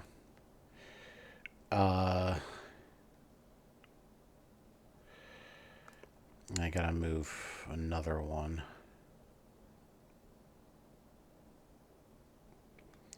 Crusader can move 3. So let's see. I think he's gonna go 1, 2, 3 and face this way. Actually, that'll block him in, I think. I don't think he could move. Well, he could maybe... Yeah, he could scoot around one way or the other. Okay.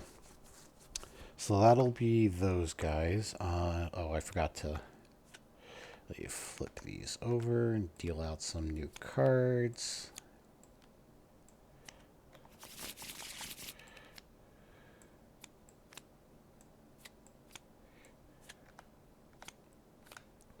Let's see. Looks like the cataphract is going first. So, again, he's going to ground to 12 inches from nearest enemy. Well, he can't get there. He can move 4 hexes.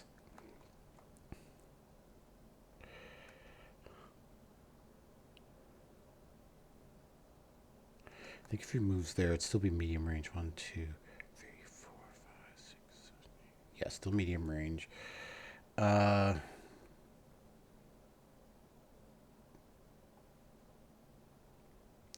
Yeah, I think he's just going to move back this way, now knowing that their objective is complete. Because both of those buildings that are left... Or you know what? Yeah, because they're both destroyed. They wouldn't need to scan it to know that one of those buildings is the target building. So yeah, they would be pretty confident that they achieved their objective. So 1, 2, 3, 4. He's just going to go back here.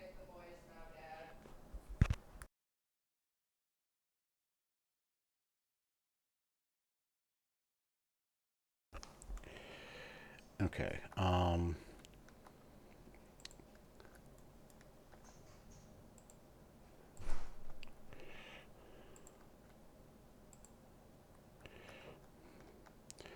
Because no matter what, he can't get where the region can't fire on him. So he's just going to have to eat it this turn. So next I have 3 units that haven't moved to their 2. But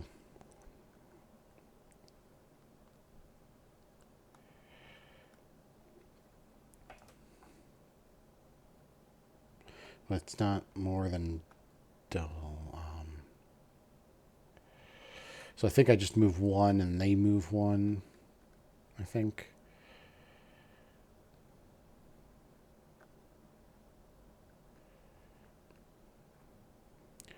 All right.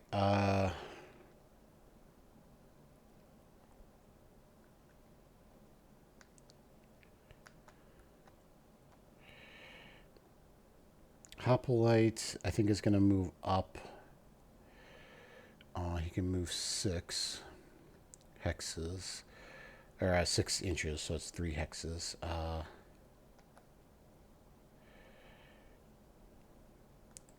1, 2. I think that's as far as he can get, because he would need extra movement to move into this hex.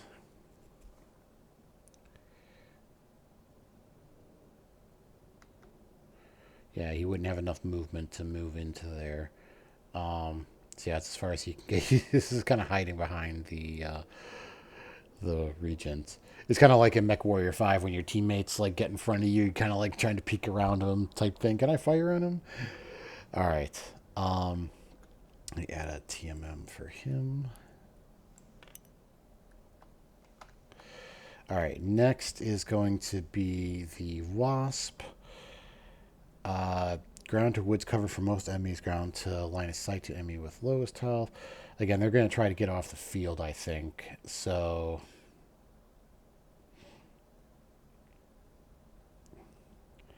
And he can move, jump 6 hexes.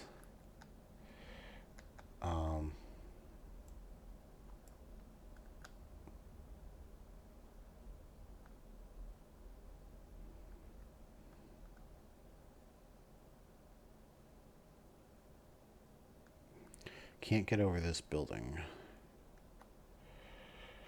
Yeah, it's not a lot he can do and still move towards the objective and or towards the home edge. So I think he's just going to jump back 1, 2, 3, 4, 5, 6 to there, and we'll face him that way.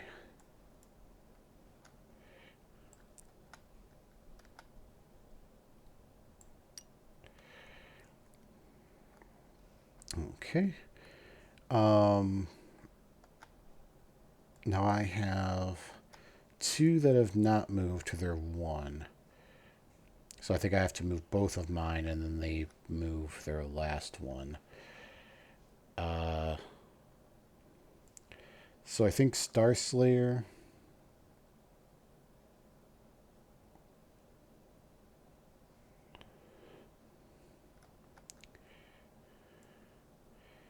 Can he fire on the Wasp? Yeah, he can fire on the Wasp, but he can't fire onto the Cataphract.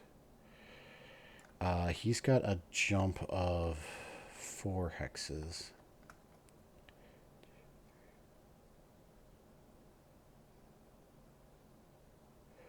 I think he's just going to jump 1, 2, 3 to there.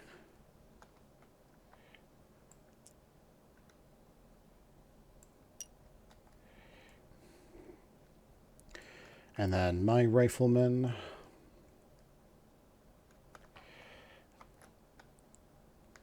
let's see. Their rifleman has a 4 hex movement.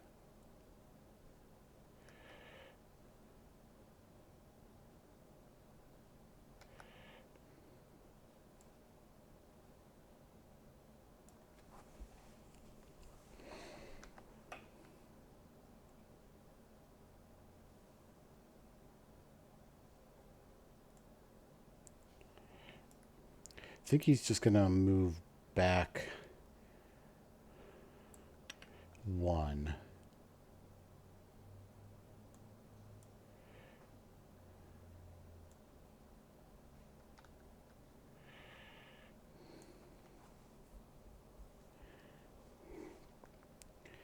Yeah, because then he can still, no matter where that rifleman goes, he can still fire on him. Okay. So, come on. Why can't I not grab a move and die here? There we go. Okay, and now their rifleman, I think he's just going to try to book it. Yeah, he's not going to stand still. Ground to line of sight to enemy with lowest health. He has a +2 to hit, though, so that's going to make it hard for him. He can move 4 hexes. I think what he's going to do is he's going to go 1, 2, 3, 4 to here, and he'll face that way. This way, I don't think the Crusader... Yeah, Crusader can't see him.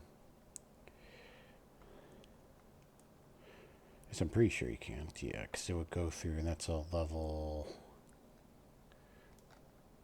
2. Yeah, it's level 2, so definitely can't see him. Okay. Oh, TMM for that guy.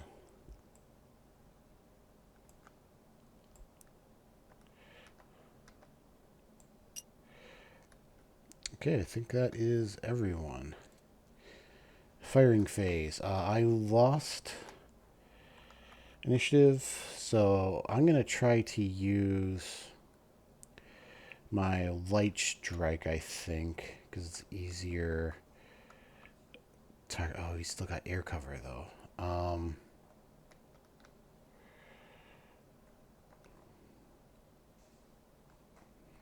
think it's super easy to block it, too. I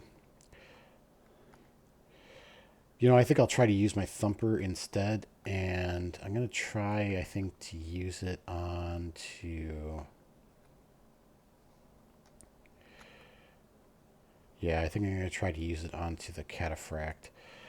So target number of 7.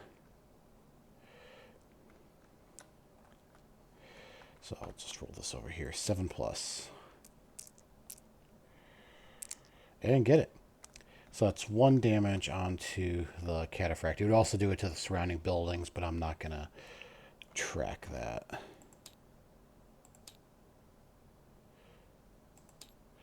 And I'm not taking into account the reflective armor again. Artillery is not energy based.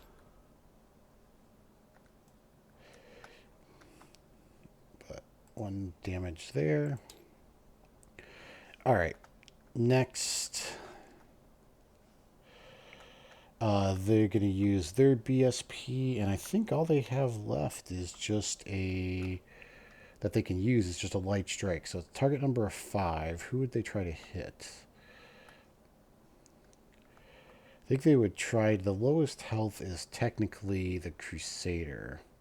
So I think that's who they're trying to hit. So they're looking for a 5, and it does 1 damage. And he gets it. Okay.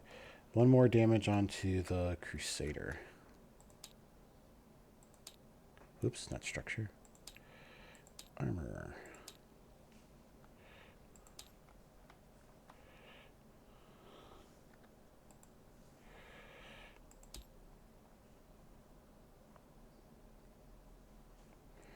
Okay,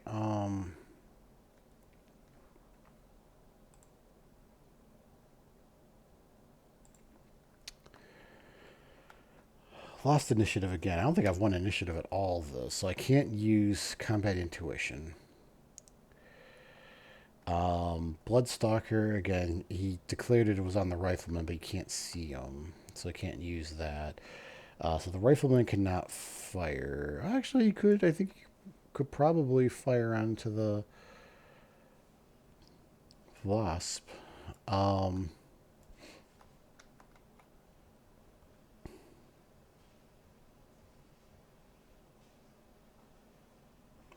All right. Well, we'll start firing the Regent onto the Cataphract. So it's going to be medium range, skill 2. So starting at skill 2,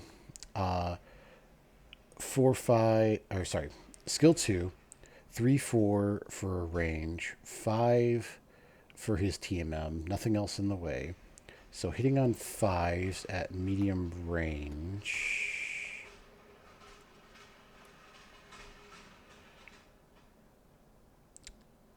And I think I'll do the overheat. Try to do some extra damage here. So medium range, 7 dice, looking for 5s.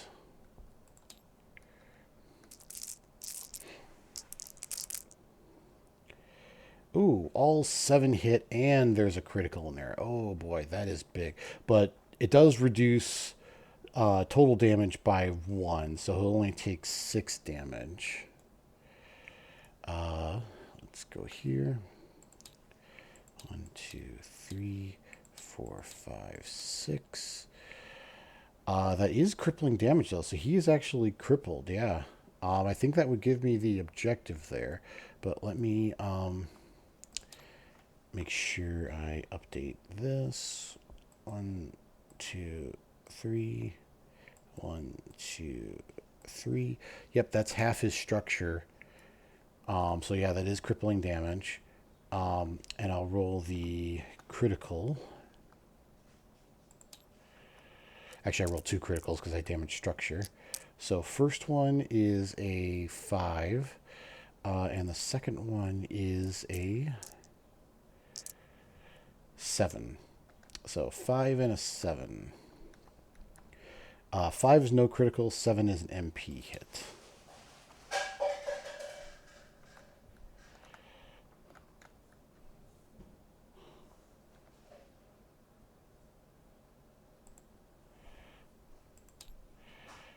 All right.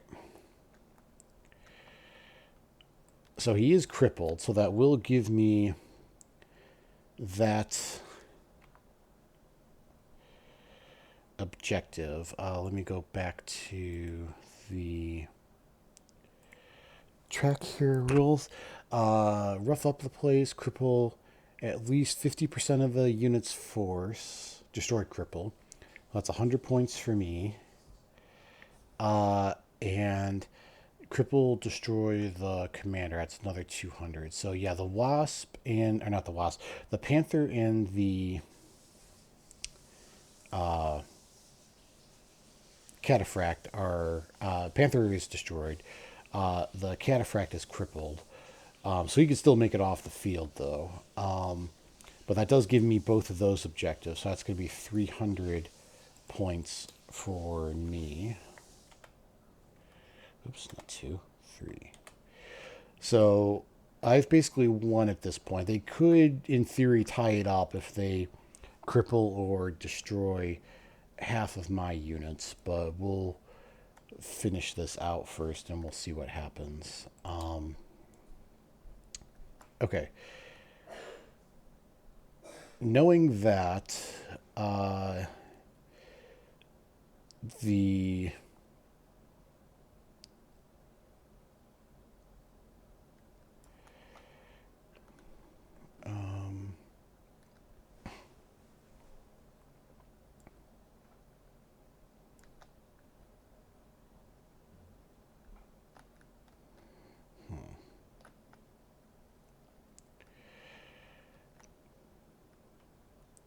all right, I think the oh, you know what? I forgot the Star Slayer. I did. I shouldn't have done that. I shouldn't have moved him into range. I forgot he has lots of heat built up. That's actually going to add a +3 to his hit. Actually, I'm not doing this right because he had 3 heat. So that's going to be. Actually, I think he could have only jumped because each of the heat scale is double penalty for movement. So at 3, that would be a -6. So he could only jump 1 hex, I think. Let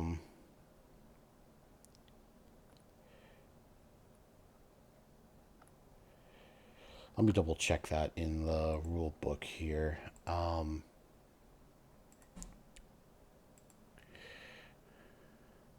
to be under combat. Combat. Heat. Where is heat? Or no, it's under its own section is heat. Okay, overheating.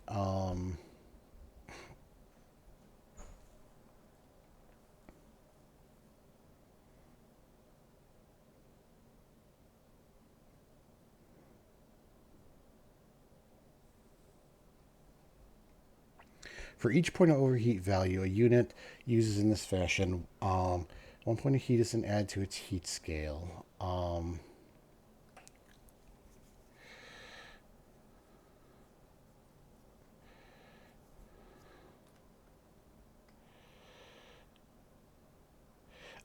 A unit's current heat level will be added to its weapon attack numbers. Twice its heat level in inches will be subtracted, from its ground movement.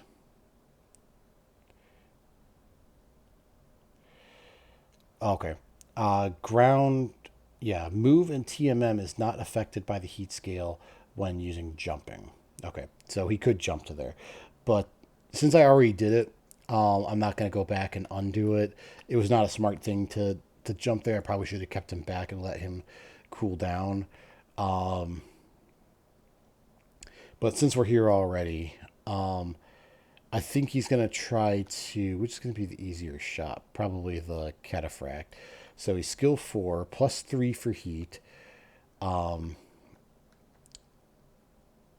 So hang on, this is going to be a really tough shot then. So skill 4, 7 for heat, 8, 9 for range, 10 for his TMM, 11, 12 because he jumped. And I think it's going to be even worse. Yeah, I don't think he could even hit the wasp. 4, 7 for the overheat, 10 for his jumping, 12 for my jumping plus range. Yeah, it would be on him. All right, so he's going to hit on 12s. He can't overheat anymore without shutting down. That'll leave him really vulnerable too. If he does withdraw, could he still shoot him?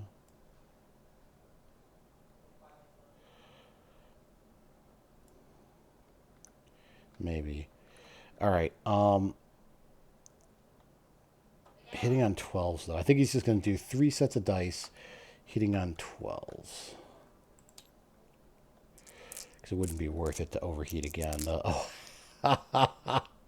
Are you kidding me? I rolled 2 sets of boxcars. That is crazy. Oh man. You guys watching this, that is just incredible. So I was just debating whether or not I wanted to overheat anymore, and the likelihood of me hitting 12s, even if I overheated for 2 extra dice, is pretty unlikely. But there, I rolled it. So that's 2 more damage onto the cataphract. Oops. Actually, I'm sorry.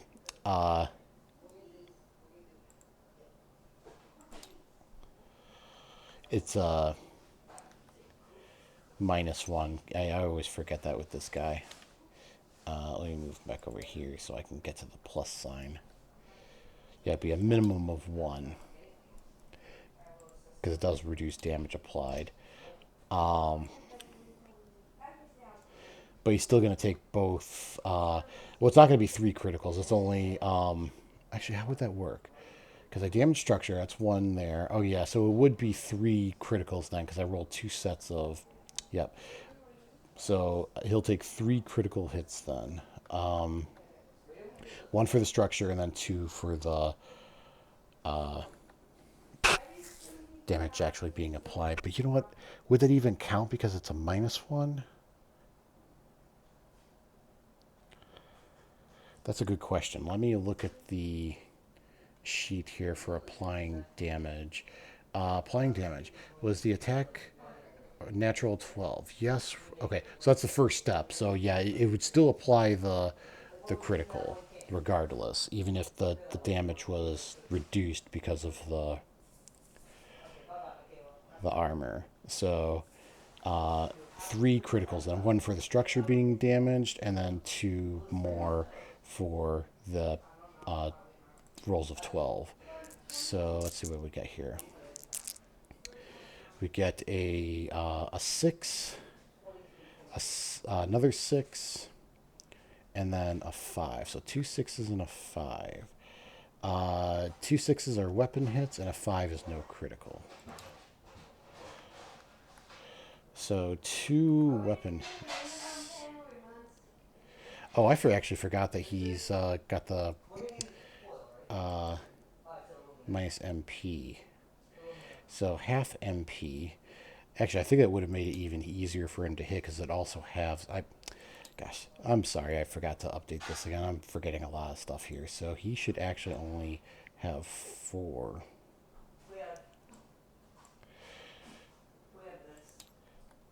So that would only be like 2 hexes that he could have moved this turn, not the usual 4. So he was 1, 2, 3, 4. Yeah, it wouldn't have changed anything numbers wise, but he should be right there. Okay.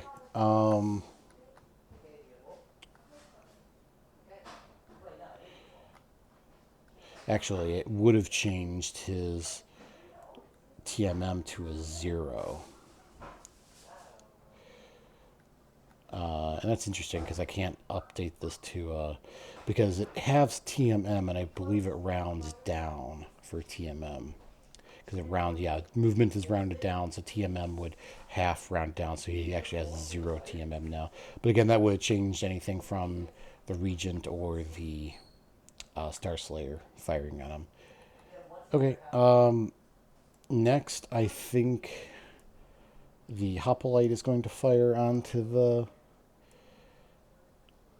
Cataphract, so that's skill 4.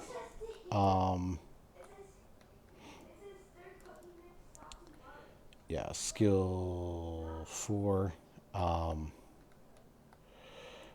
It's medium range, 5, 6. Nothing for his TMM. There might be woods intervening.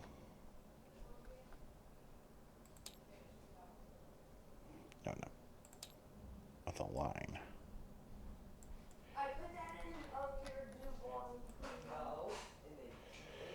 Defender's Advantage, we'll say that it is going through this hex here. So we'll say that he does get the +1 from the woods. So skill 4, 5, 6 for range, 7 for woods, nothing for his TMM. So medium range, Hoplite, 3 dice, hitting on 7s.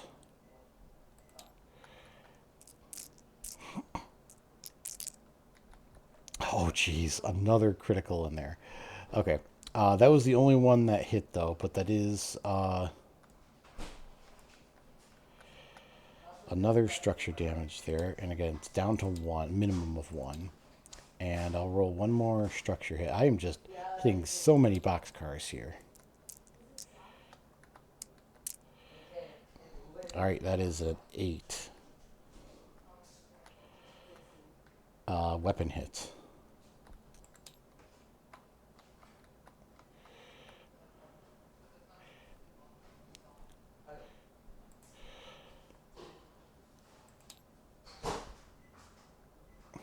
Okay. That's it for those guys. Rifleman is going to fire on the other rifleman. So skill 3. Nothing for range.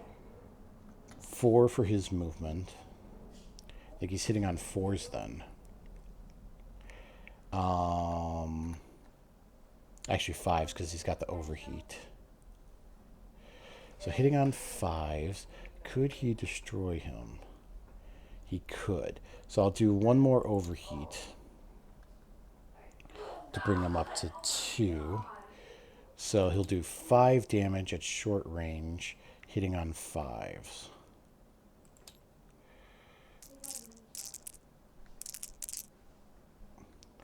And got all 5. Oh, he's dead. Yep. So armor, structure.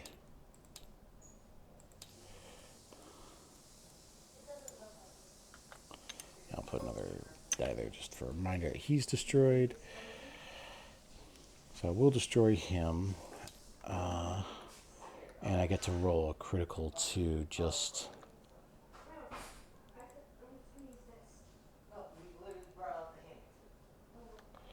Oops.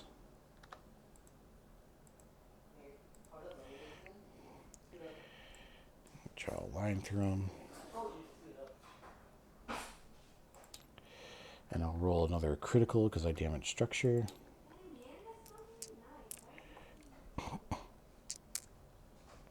It's going to be a 7, which I believe is a MP hit. Yep.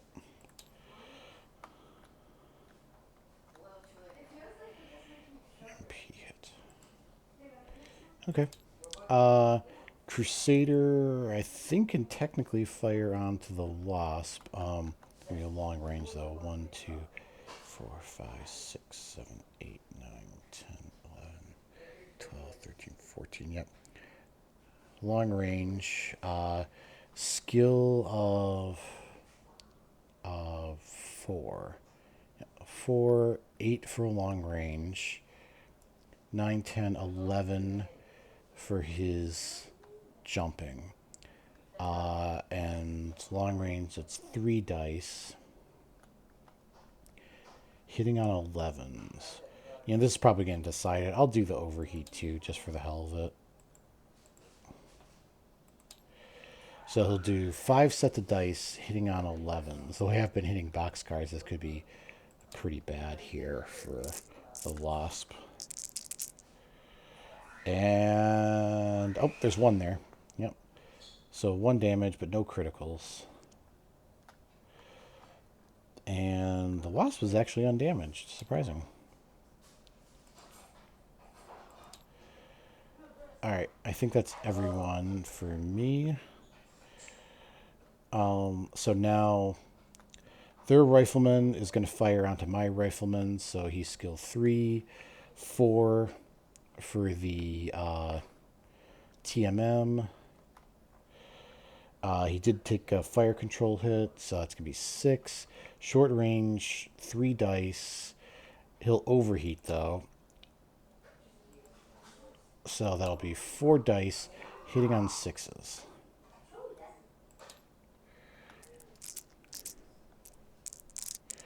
And looks like all but 1 hits. So 3 damage onto the rifleman. That's not enough to get through. So he's still good there. Alright. Cataphract, I think, is going to... let me look at this. Cataphract... The rifleman could have only fired onto the other rifleman anyway. But the Cataphract can destroy, lowest TMM, no cover. So... Oh, I forgot to do the other 2 hits they took there. So can destroy at 4 damage, short and medium. You can't destroy anyone. So next would be lowest TMM, which would be the Regent. So he'll target the Regent. Again, Defender's Advantage will say that this is in play. So he's got skill 2, 4, 5 for range, 6 for woods, 7 for his TMM, I think. 2, 3, 4, 5. No, it should be 6. Yeah, 6 for skill 2, 3 for his TMM, 4 for woods, 5, 6 for range. Yep. So 6s at medium range, 4 sets of dice, looking for 6s. And gets 3 of them. Not bad. 1, 2, 3.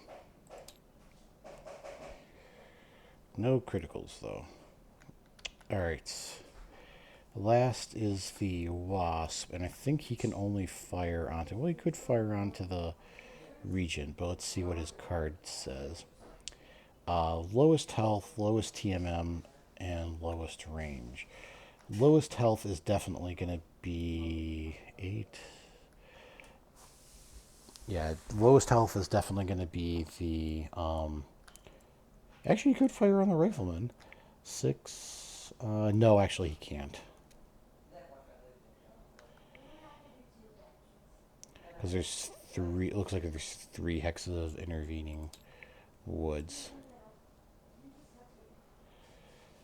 Yeah, there's definitely 3 intervening, so you can't see them. So lowest health then would be the Star Slayer. So skill 3, medium range, 4, 5, 6, 7, 8 for the Star Slayer's jumping, 9, 10 for his jumping, 11 for Woods. So I think it's 2 dice at medium range, yep, hitting on 11s, and no overheat or anything else. 2 dice hitting on 11s. Yep, that's a miss for both of them. Okay. This will be turn 4 then. They got their cards.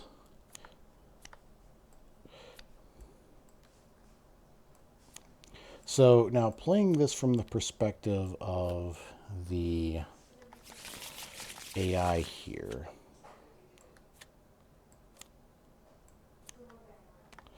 The only way that they could tie if they destroy half my units. Let me take the rifleman off the board here.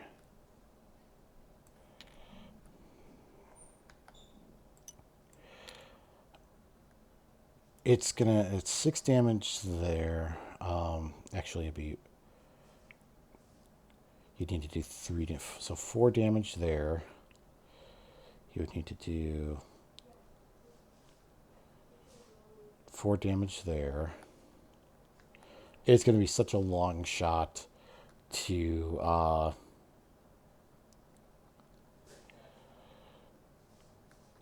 for them to do that. I think they're just going to continue to try to withdraw. This guy is 1 structure away from being completely destroyed. Yeah, I think they'll just kind of continue to withdraw. They're not going to try to go for a tie at most. They're just trying to save their skin. So let's roll here. 10. Jeez, they are on fire with their initiative. I think I can use 4. I think I can use Technical Genius again because I used it on turn 2. You can use it every 2 turns. So I think I will use it just for the hell of it. It's probably going to be the last turn anyway. Need to beat a 10 though. Saw a 6, but not enough. Lose initiative again. All right, so I got 5. So I got more than double the units they do. So I got to move 2.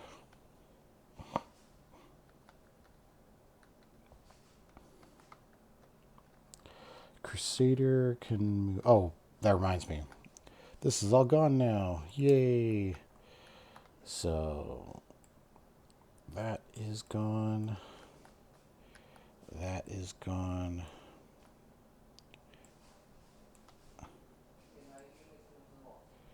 None of my guys have taken MP hits, so they're all good there.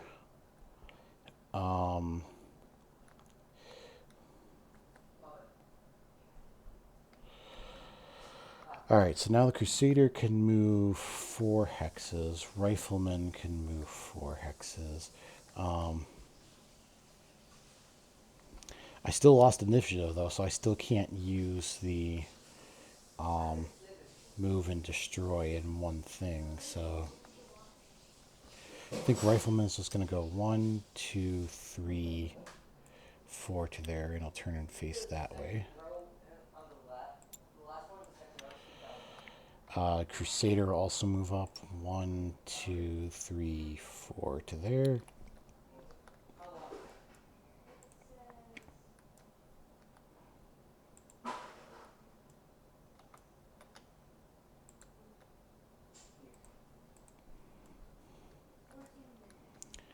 Okay, now they gotta move one of theirs, I believe.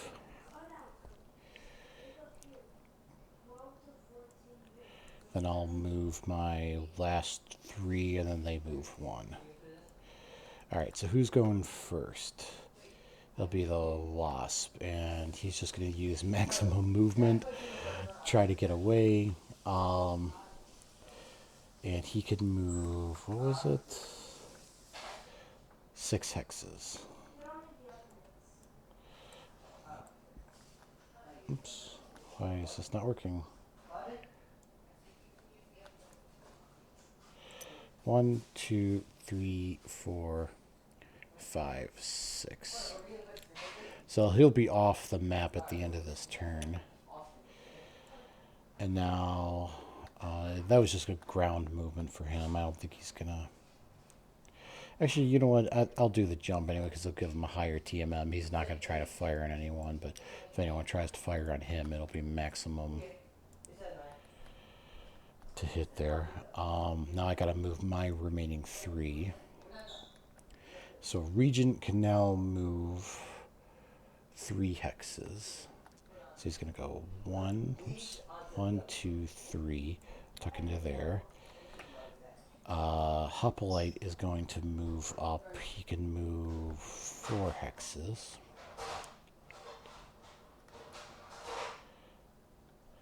One, two, 3.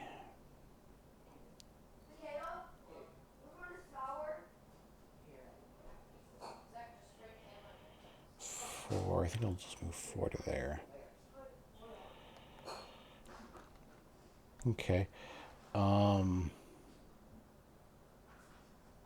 I gotta get their dice on there.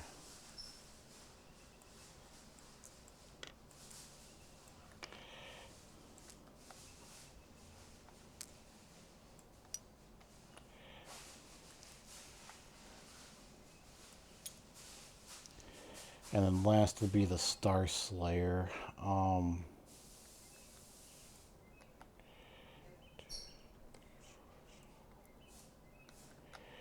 think he's gonna go... Actually, you know what? He's still got that overheat. Yeah. So I think I'm just gonna move him out of range here and just go 1, 2, 3. And just tuck in there. I don't think it's worth chasing any of these guys down for having a +3 modifier to hit. And that'll just be a ground movement.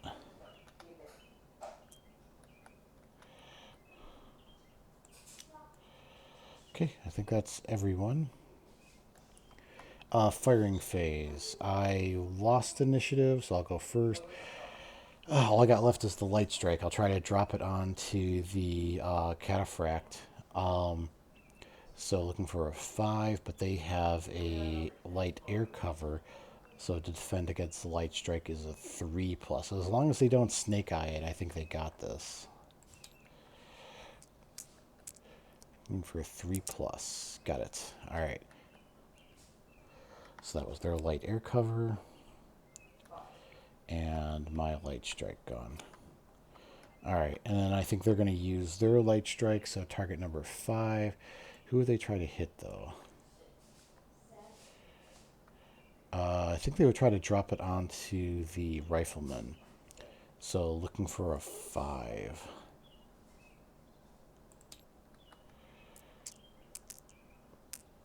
And they got it. So that's 1 on the rifleman. All of his armor gone, but no structure damage so far.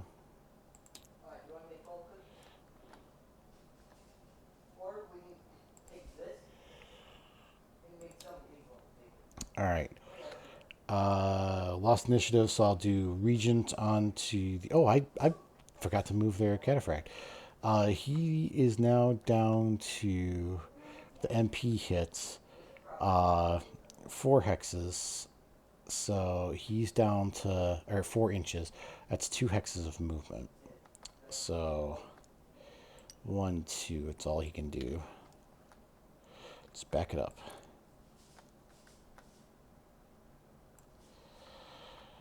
Alright, so Regent onto the cataphract.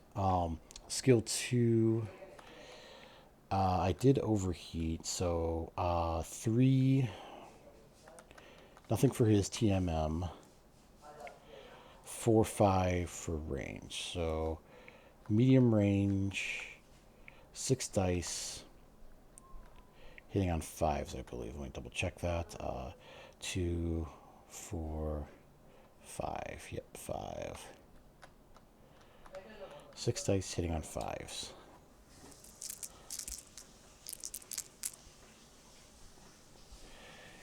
Let's see. Hitting on 5s, looks like all 6 hits. So, yep, that'll be more than enough to destroy them. And 1 structure damage.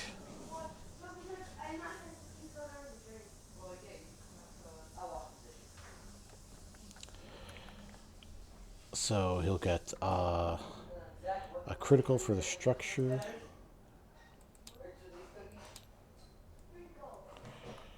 Let me roll that, because there could be a chance that he's totally destroyed. Ooh, saw that 6-11. That is an engine hit. This guy has taken an absolute ton of punishment. Engine hit. And he is now totally... Not totally destroyed, but he is destroyed. Okay, so knowing that he is destroyed,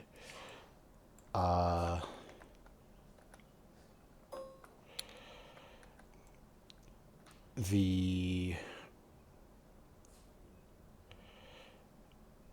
Starslayer cannot fire on him. The Hoplite wouldn't fire on him. We can't hit the Wasp. So I think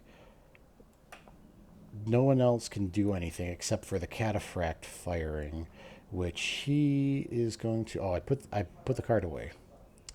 I think it just adds it to the top. So if I flip this over, I think it should be the same card. So I think it's the same. Yeah, can destroy lowest TMM.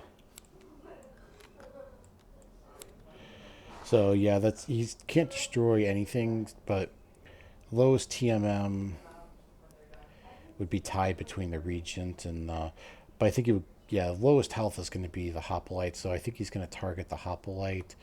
But he's got -1 damage each, so he can only do 1 damage now at medium range.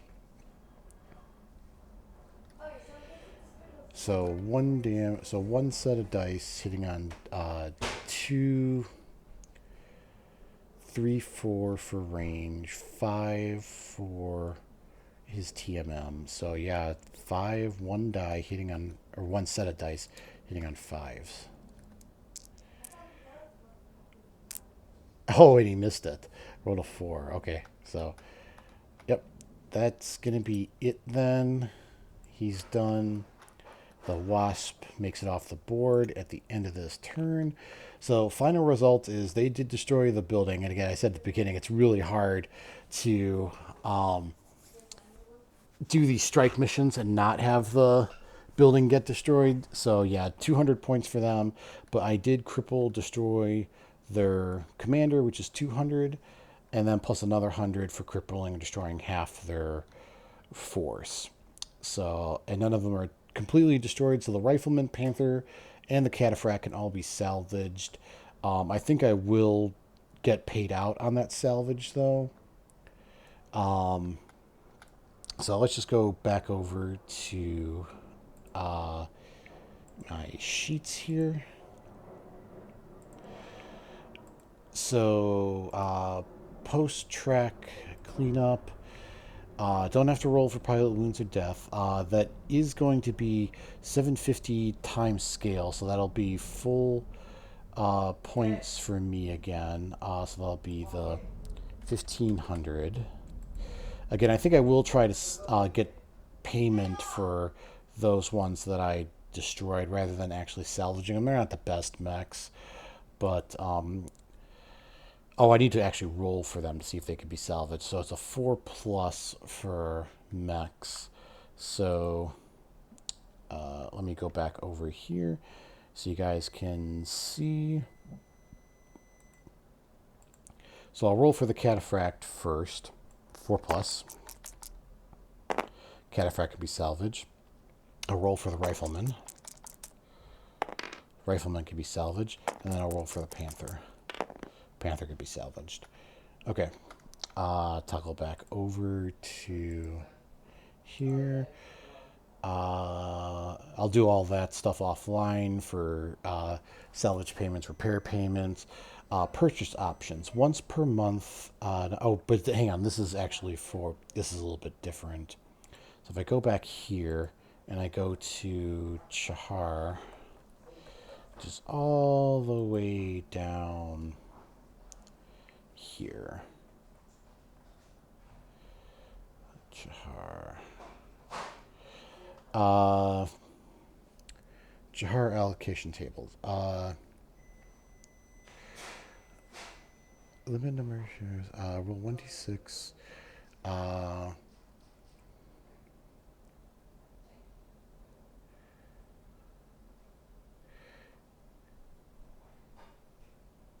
Oh, this mech is available until another roll is made, at which point it may no longer be purchased until rolled again.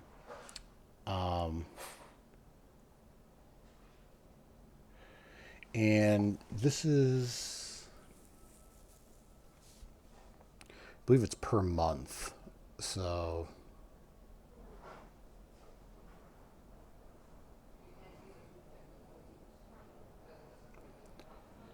yeah, so this is already purchased mechs this month. I can't roll again. But I think instead, next time I get the option, I might take this option since I have the garrison. I might take this option of increasing the long range damage for one of my mechs.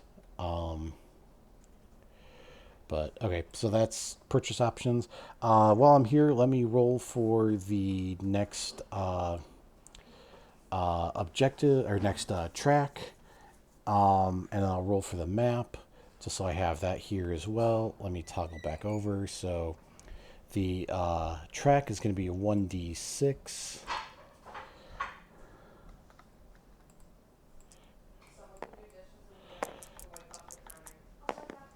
One. That is going to be a recon, which I think I did that already. So I roll that again.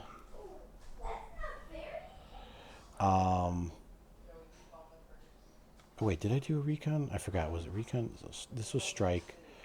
The other one was yeah. I don't know. I'll double check on that. I can't remember what I did the last mission, if it was recon or not. If it is, I'll re-roll it. I just can't remember what it was off the top of my head. But now I'll roll the map sheet, and that's 2d6. So coming back over to Tabletop Simulator, I'll roll these two. 8.